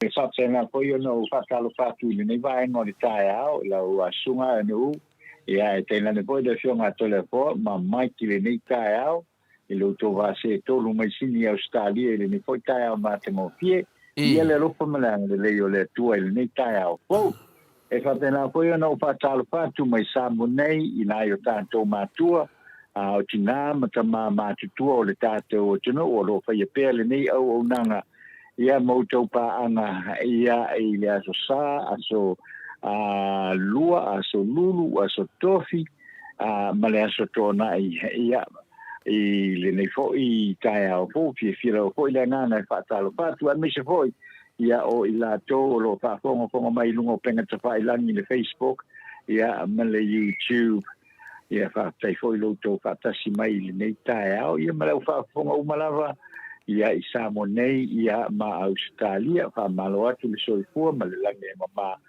ia o tātou wheloa ia i foi, i le nei tae au mātango fie, wha talo pātu anu u, ma lau pionga tole foi, le nei foi tae au, ia tātou angai pēr, ia i le tātou iei foi i le tau whai unga foi, o le nei vai aso, wha mana tuinai, i toi whanau mai o le pepe fo, ia le whaolatanga mo le tātou lalolangi atoa, e malon se fuan ni tae au. Ia, tau whai whamalo le alofa ma le angalilei o le atuata, ata noa le te sa, ni siri fo ia wale vai fo ia ufolinga la lei ma le au lei, ia leo whaalolo watu lo si ufonga malu, lo si ufonga tamali, ia tau whai ia le atua, i lona alofa mo i tātou uma, wale ngata i paanga uma, whea le lalangi o mafuta mai ai, ia e whapena ia tātou i Samoa vi ia ai le atua ia atanoa ia o lea mataltal noa wa uma le manu tai au leva na fsota ia fo i lau fionga ia wa tātou fsota inga ina ia te lese taini ia na o tau no mai le stona isia o whanau mai na ia o tau atanoa ia e o mai eila ma o mai la pepa mas o fiwa tau whaitau po aile ngore kampangi lea e whaia le masi lea masi fo ile mai ya tātou atanoa se kele roa ko ngā mangi fingifi le wa manifi e le whainga le masi le na au mai ne fo ile le tate le ita ai tate alofa I le tau mawhai fo i o ia fo i pisinisi ina ia whaolaola pia la tau pisinisi. Ia wa mai nei la atatano o te misalo o le pepa masi le na iai. A tu whaatasi ai le mea te tau ona iai masi. Wai tau nta i 5 masi tono le pepa masi. A tu whaatasi ai la ia masi ana umai. I le mea te tau ona iai le la po o le masi. Te loa na o le lua lava masi. Awa tau mawhai ale le whaatau le ana company fo ile le ina ia atoa le 5 o masi i ta tono le pepa. E malo. Te le fua. Se ke le iloa po le ale tu se wape ia o le kuangi u ata noa le la po o le. Le te leo le masi e tasi. O ina la le tau mai ai. O le whale tono o le tamau a inga wai e fo i tātou to le fua. Yo e le tali mea ta no e lo ye la tunu e moi masi a pio o amba vai e nu ia tato alo lo fa foi le tunu yo le ai me la foi nei tanga ta le tu fa tu pe ina tato ta no le fai ato te le ta te lo fa ta ma fai o le company o le foi pisinisi ina ia ola pe ma le faftaio nai lima ia mase mawai e lua mase moi mase lima i do tatu whanonga otu se fulu e mawai mase lua ata noa o pe ia la ka ke ia se chips fo ile le chips fai fo ile ia na i le mani finifi moi le ia te le ai na la masi langa tate fu le mele wai le temine ia ta te le ai nga te whaaloalo foi pena sau no ai nu ia o le ai me la fai e nei tangata ia pa wale me ia te au via le o tato baba ai atu atanoa le tele o mea sa tato tatala noa ai ma vavalo ia fo i e tamame tina matua ia le o te tupu mai pe ia le mele nei ta te la masi ai nu ia wa ke le o me asa o masi le o masa masi wa nga o masa masi o malu fasial fa masi po la so nei ya ale tu langa nei o me si dia le wa sa mai ta te lo foi nei pisini so tangata ya pio o la ngona le ai finale o me sa ta to tana no ai le tele o nei famis nonga na avele van fa foi fast a me se foi mai tai pa le mia e ale ala wa mata na bala au famis nonga mai tai pa le mia mata le mai nu e lau mai e a wai tamai tai pe la malanga le palemia a mataulia po ia mea o famisinonga pena le a tatano te sa e le fai no inga pe te palemia pe te ao le malo pe te ala va o ale te me famisinonga le mi tonu ia kusa polar kulanga mawalunga e ke awai e a mai lava o e mi tonu le famisinonga al mele we nei o fa rua na vala au le mi tonu le famisinonga e le a wai tamai tai palemia lo nga ta mai na e lo yesi am tonu le famsinonga wana yesi am tonu mo leva na tau na fai unga al mele we nei ia fai le am tonu le mai tai palmia al le am tonu le famsinonga ia pio le fa no anga na finale wa tau nei o le tato tsau ni tapetanga mo le famna tuina le alofa tu no le tua e ala le na pele to tasi su keliso ia ale ai tato te vai a fai e lau mai le famsinonga le amio tonu ai le ten up le tangata ai a fai e tu e famsinonga se ava noa ia o tatu loa tu wa le amio tonu foi famsinonga le ala le o te manatu i wata tau rona fama vai sa ti wa lava ia eve ten se fama tala ile pio le famsino a tatano te sa ia la wei a tau e lima lisi o tangata o tan fama vai ai fama mua tu ia na ia pero tu langa na le na mafa so ne ole aku ole tulanga la ole na tau hoi ia al me hoi me mole amioton va esta wan fato no pel pa misilonga o la ia ko ia na lo ia ho ile e faia le na representation po le tono ole apo ole pa misilonga wa ile fa pe hoi le ole kuri au pula va ia maua mai au va engale na ho ile se ta un pe tu na ia ile ho ile famosino le fioma ile famosino ia ma se pautuanga foi me le fioma te mai tai palmia aua e te tawa ona tuli ale me moni male me sa ai le o le penga wa no winga hoi o le ale tau o ile me tau na pai just has to be done Mo. Te tāua na whātau nuu pēr ia le whaamisinonga tonu, o le whaamisinonga tonu. Ia o le iai, o le tangata o le a pisingia I whaamisinonga. O na iai, o la hoi whaatali le a fionga hoi lea I le sāwea mo hoi hoi ma le loia sili. O la hoi whaatali la I se ungola na whaamisingo. And justice, it's tawa on the whaatau nuinga. Tawa na whaatau nuinga. Ia o whautulanga na te tau na hoilea na o na tanga I le iai ia le fionga I le whamusino kato tai ma le fionga te matei pale mi whamuna mole o le ase aso o le a I mana tua fo I te matei pale mi patatia se mai si fono ia ngai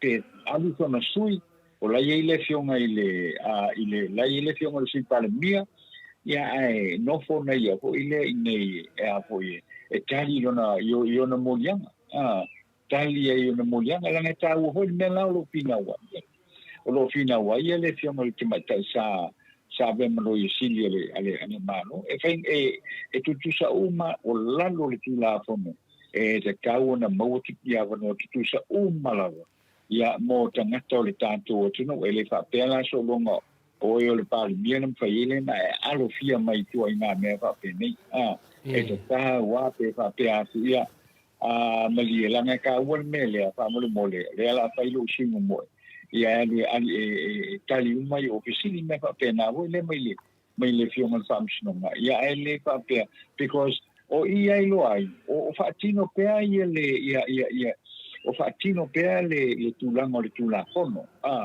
o le tūlanga o le tūlakono e mana o mia mo tātou o regardless po o le ao le malo po o le temaitai pāle mia po o le minista e te tāu lava o na tūra I whaamisnonga tali ia po ia mo lianga wa whaianga ia te oi te iei fo iso na sui mo moe te awha pea wa e te tāu ana awai pōntanga whape nei Pio tūlanga mo whapena to le koe te tau na e tau ana mate I tuina tangata uma e le whapea hoile o le minsta po o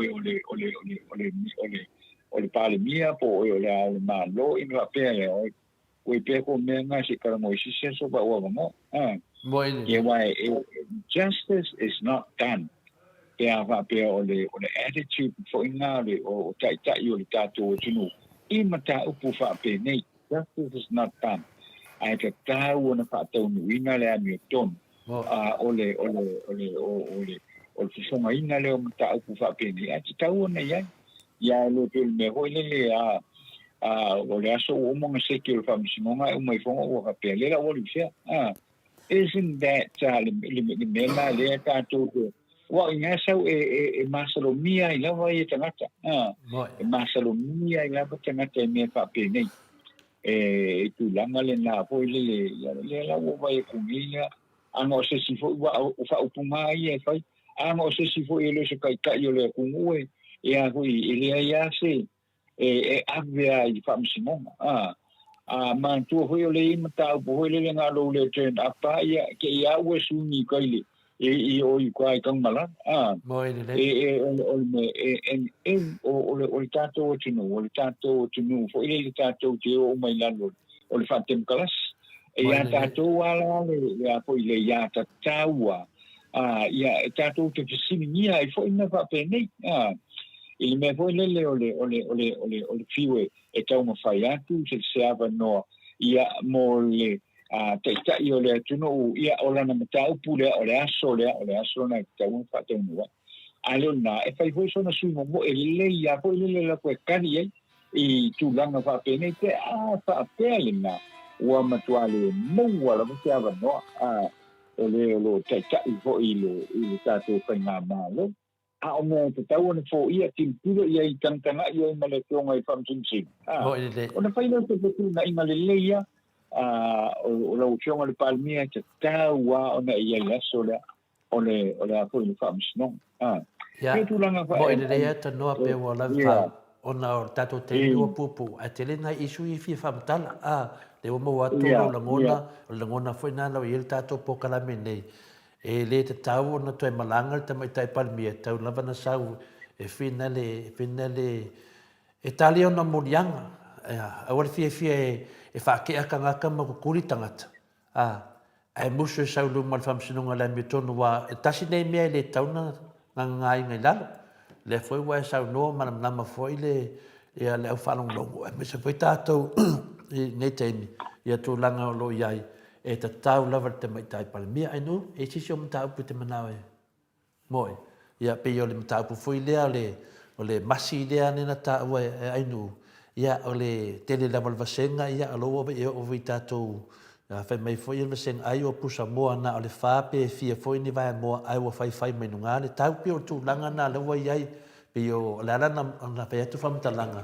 ia na lefto atau nu mai ia tasi foi o alo ai nu ia sa ngai o matotani e fōringa o masi ia tati le fai tio fo nei tangata fia masi ia pe ono wa tuaina o manunga tatu pokalame ia te le tatu mata ko fia tara no la la o manino le mena ia ta watu la fai kakala ia ka o ka ko mai kai pale mia ane to malanga sa wia e tali ona morianga i le aso torse folo o le masina fo o le sia finale a me te mafo fa wa ia mo te tau na fa ke ai ale le fiongo le sui pale mia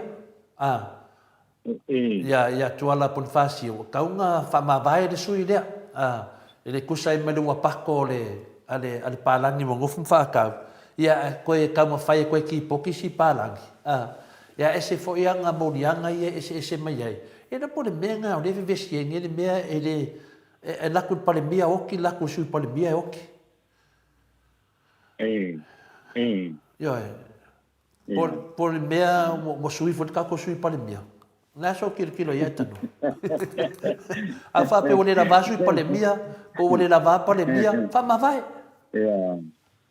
ole tala lava le na le o pe a i solo nei ole tu langa le le tau si ole tu la fono ole tu la fono wale tangi le palangi le ia ia to tongia tu lana masini le na ave ale me sawa ia te tau te o mo fa longo po io fa tu le fionga ele tai ole tu mai le suma ya tu le pa e alu ia le afionga le sui palmi alu te tongi le tu per tamano alu te tongi le tu per le tamano ole me sa ole me na ale ole fa ta le anga ya fa pea ona fa pea la ia wa kaulon ki poki kamaro le wa le va queremos solcura como i Samoa nei amne tuo ola la vai nei foi le ona la vai o lo vai le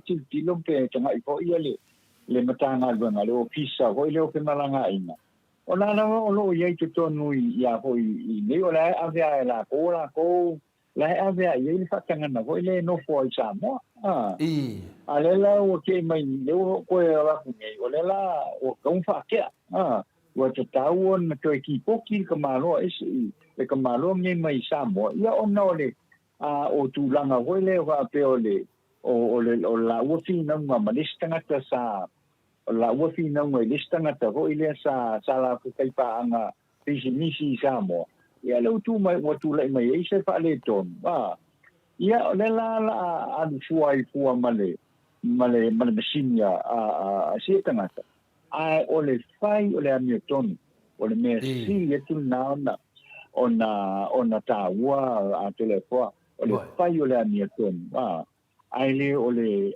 le ni winga ka pe o le ai lo swale con olai po no po itala po ia on ton fai ole ese male tu a wa le so tu la fono ho le na me fa pena yo ele ngatana tanoa ele ngatana le o manino ia lo fina ngalo ale me moni mal fama na ngale a fia le tunu ole ele ngata o ia le minsta o ia ole sui pale bia o Samoa ia mana mai tato ele si mea na pe tato te tali fa tala fonga foi na sistemi ai makanga le kako pale bia wa ole sui pale bia la valea yo ai nga fengi winga fa pe ngai pe on ngoi on me mo yana a faila winga na ya ke le fia palemia pe ka ke le fia si palemia ka ikai se kanga ngoi se kanga kai fia ngi nganga la ka mai wal mengi e le ma na tangata le o le ngoi ka ngol menga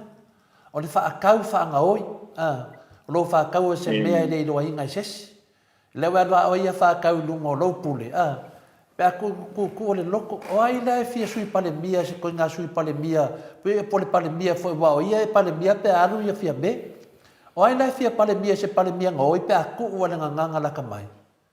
A le fai aku e o e finga le kokongi le kupe.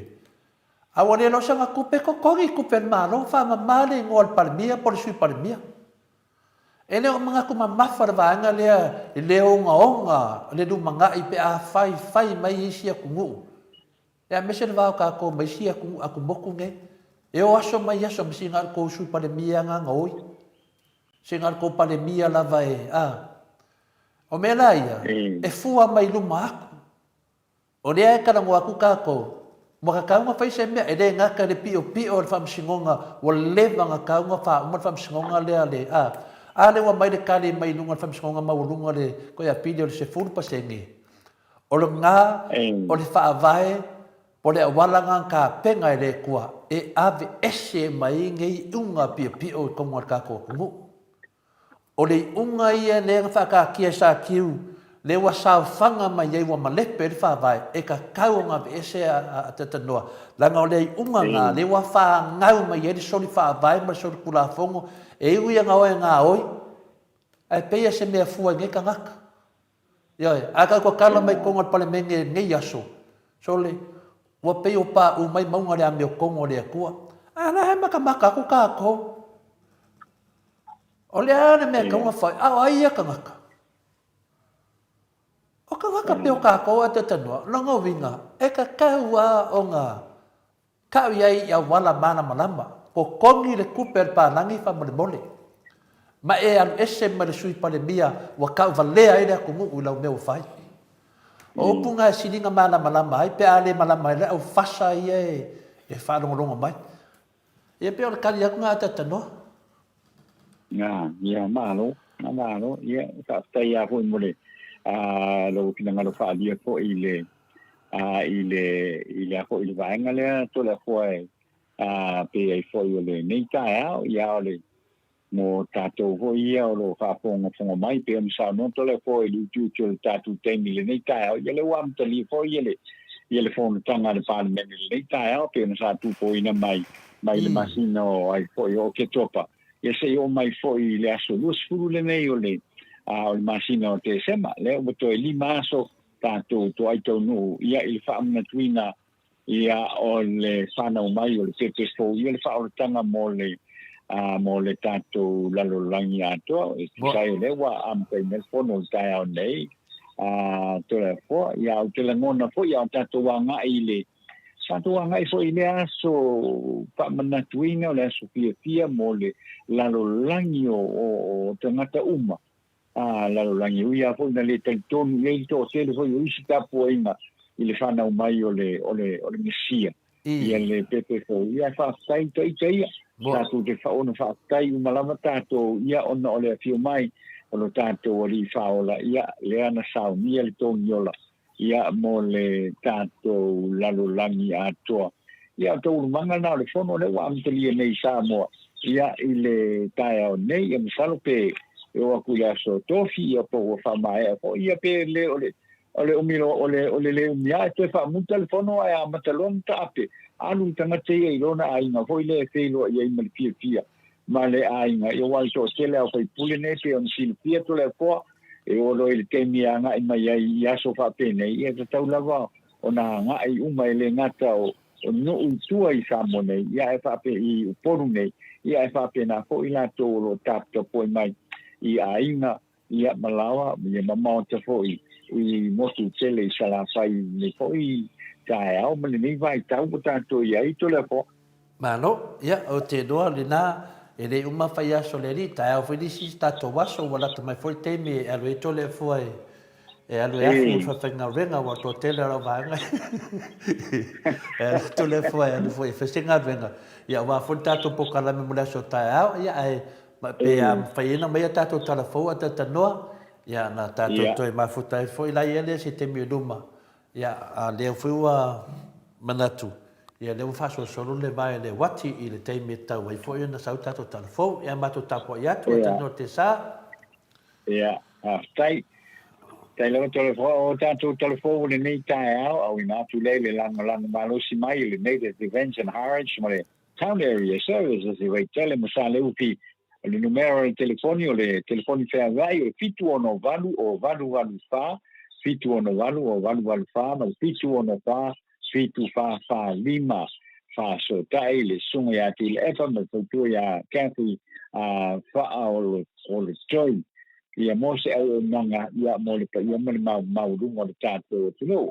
Awa ku hoi le whaafitai i le sunga ya Mipi Edwards ma le supporters group i ma le pone i au se tālia whaafitaiawa mo le lango ia i le tātou pokalane.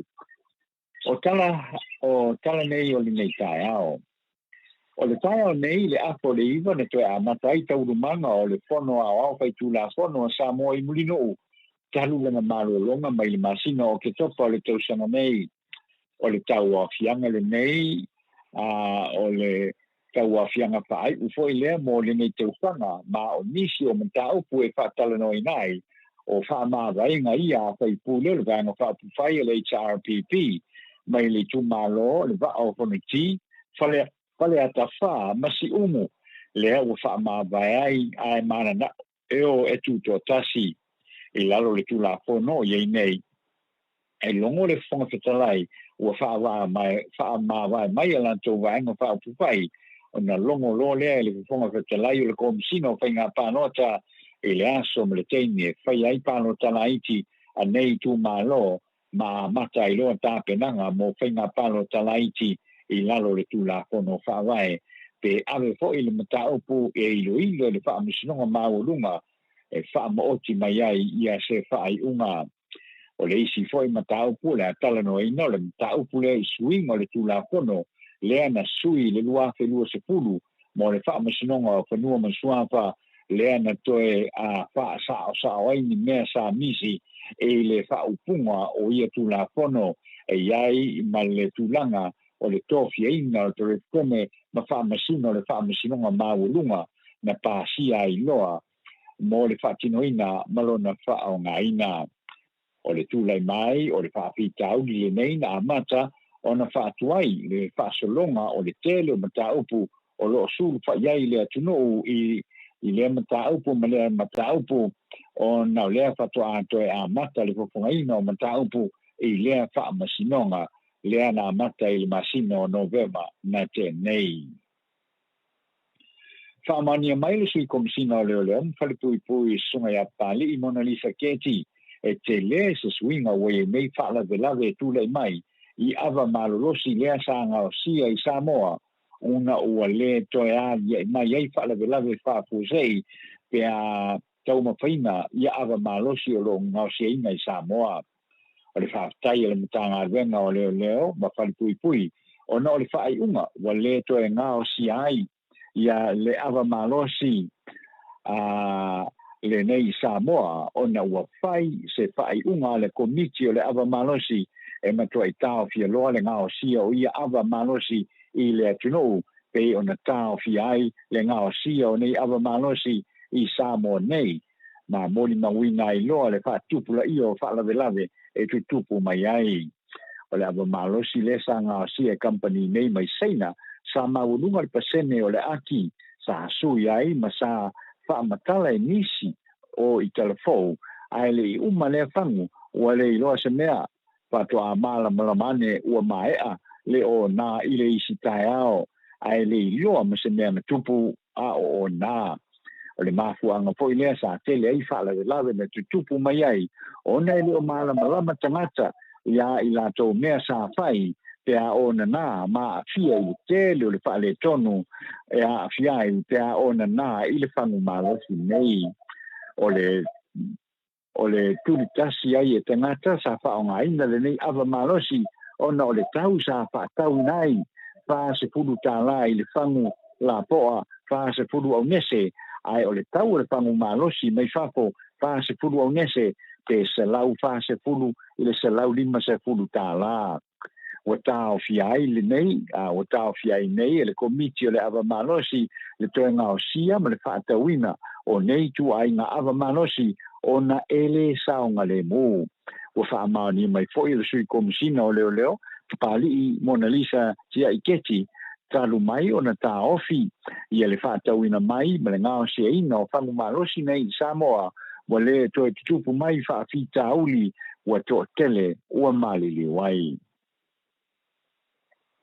O anana fina to la iai le whaamisinonga le li o Viliamu to ngā mala whaalelenga ma Joseph Rafaele ma ioina nisi o soli tula fono e tolu e le tau whaasese ma le ngā uia leo tupe ma o loa nisi tangata ia wala pio o ila ua nei o lo tuli ni o la whaasalanga i le tau whaasese i le ofoina le i tangata o lo sa ili avanoa mo ngā ruenga whaavai teimi o avanoa la te tapeneina pepa o nei tangata e fiao ia ngā ruenga ma ave tupe tangata ai le ini pepa o whaia ai ave tupe se furu ma le tolu tangata sa whaasese i la ua nei ma ave se le ni e tai tolu se lau tāla ai le ini pepa o whaia ina watu lai Viliamu whaalelenga ma Joseph Rafaele sa tō lau e le stalo le whaamisnonga le lisi o tangata e se furu tolu le ana whaasese le awuri le nei ma whaato ai loa mō lianga o ila ua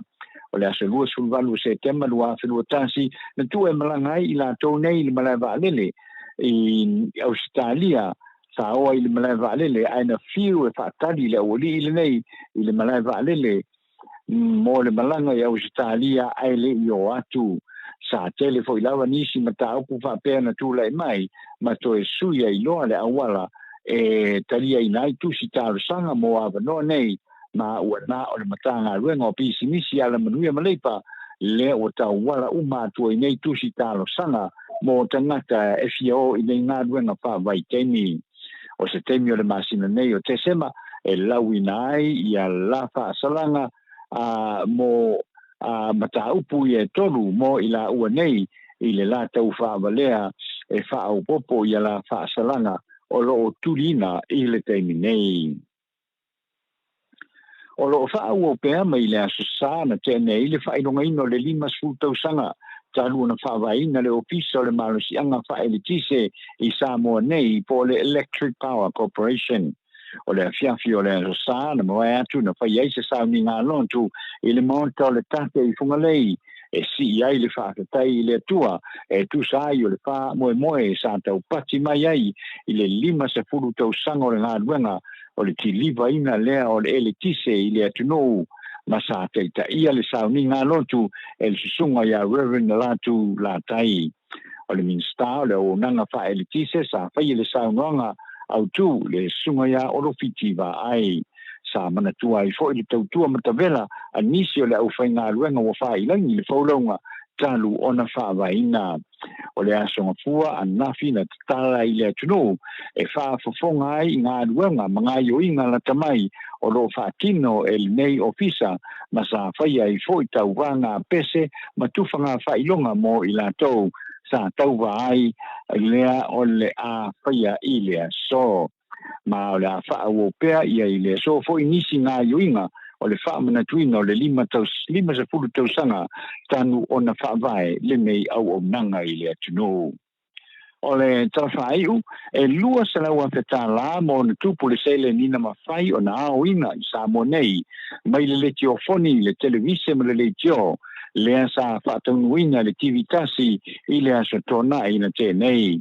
E lei whaamao ni a mai sa wha ingo se fisosani le mano e amana i ai le tūlanga mawarunga no i eita unga whainga le toa Samoa i le ipo lalangi i le tauwanga pe tai ua umo na sao no le te teifongo o te teifono o le vanga whaupufai le whaatuatua i le tua Samoa tasi la uri leo te shmet ua umo na ave le mea lofa le malo le whaatuatua i le tua Samoa tasi i le lakapiuni e tasi le miliona tāla ma le lima se la wafe tāla mo le toa Samoa.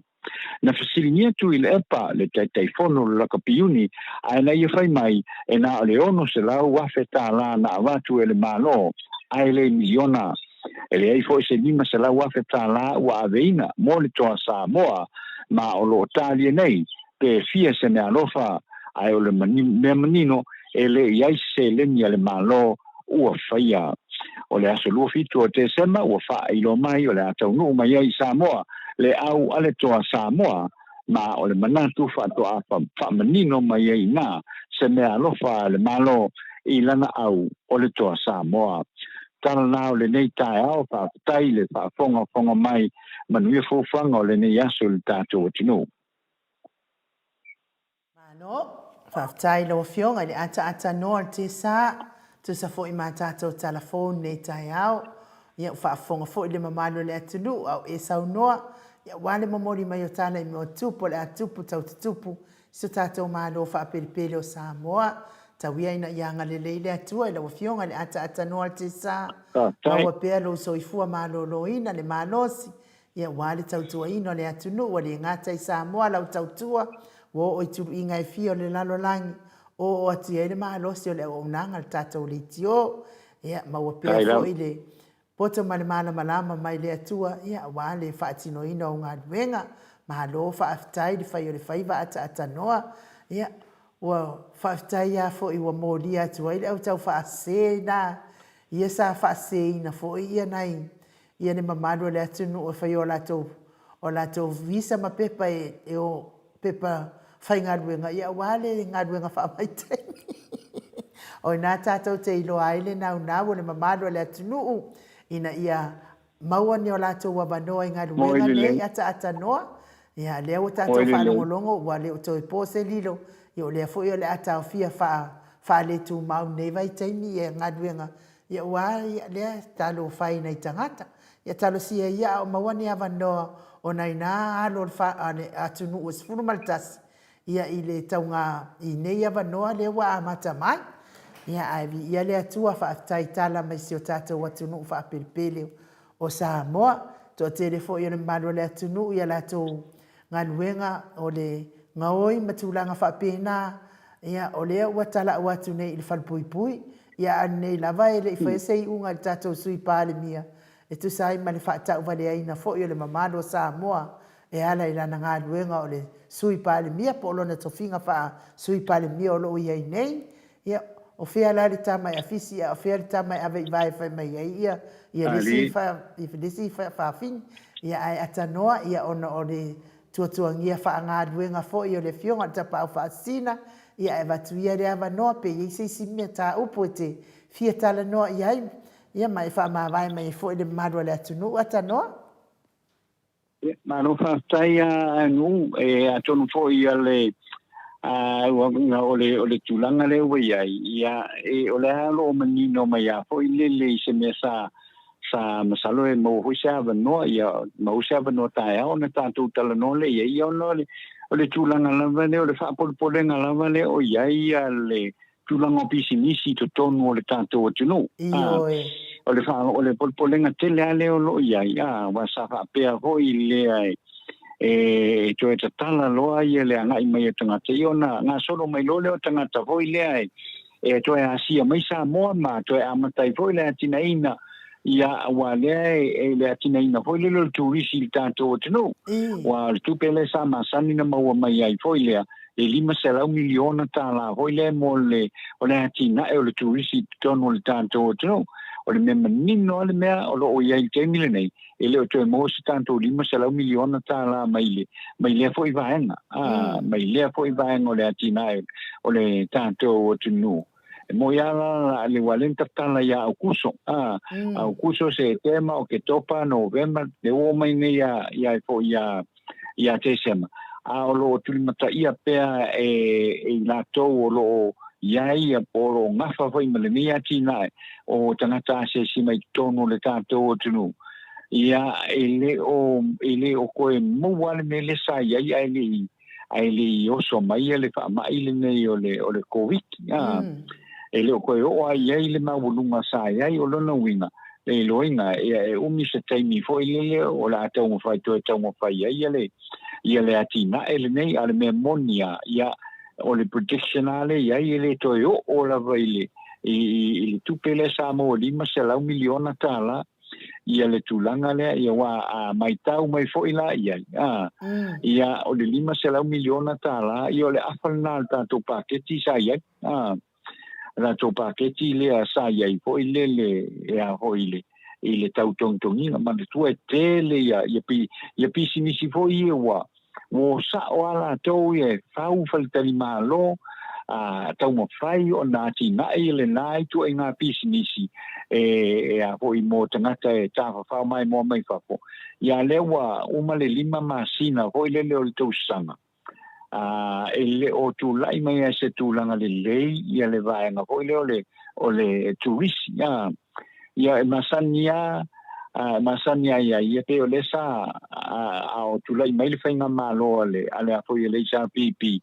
ia sa ave uma ia le pesa 2 miliona tala sa ave ia fo ile le tau mo fainga le tina le nei pe tai lana tu lai mai lo le lua ma le afatau sanga le sa fia isa mo ile a fo ile covid se fulu Maleifua ia ua mautinoa ua matuale a mastuka le tātou atinu o te maua mai ai ia foi tani malo foi le ua bankrupt ia leo te whaatau a foi tupe pe tomo fai whaatau se tupe ia ona le tūlanga o le to le tūlanga o ia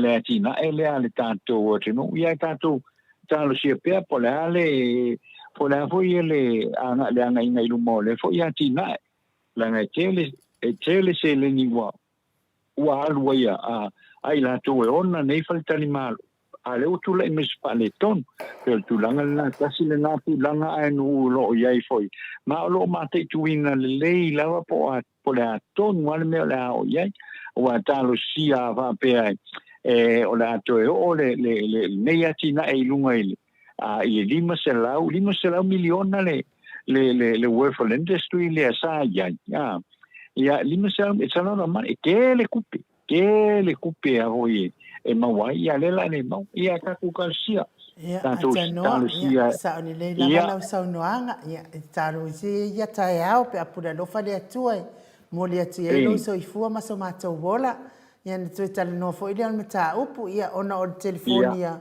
ato le fua le tate fa o ngaina ia o le o tu mai nei fa sa o mai ma tino mai na telefoni ia o le o fie malanga atu o wanga duenga ia e fa ma vai mai le malo le tunu tato felo ia fo ile le aso atai au pe a pure lo fa le tu e modi ia lo so i fu atanoa ia ma lo fa tai no ia tulanga le ia tato felo ia tai au ia fa tai atu mo le fa no ino te ni le nei tai au ia manu ia ke le lava ia fofuanga uma le tanto tino ile nei aso ia alo famia le tua ia va penao na pui malu le soifua me le ola o tanto wanga ia tu ia ile kisimasi male tausanga fo mai ata u Samoa nei ia manu ia fofuanga uma le tanto tino pelo ia tai pa soifua ia soifua ia atanoa Wato e 2 minuti, wato e 3 minuti ona tahane o le itulai vaisini au se tahania.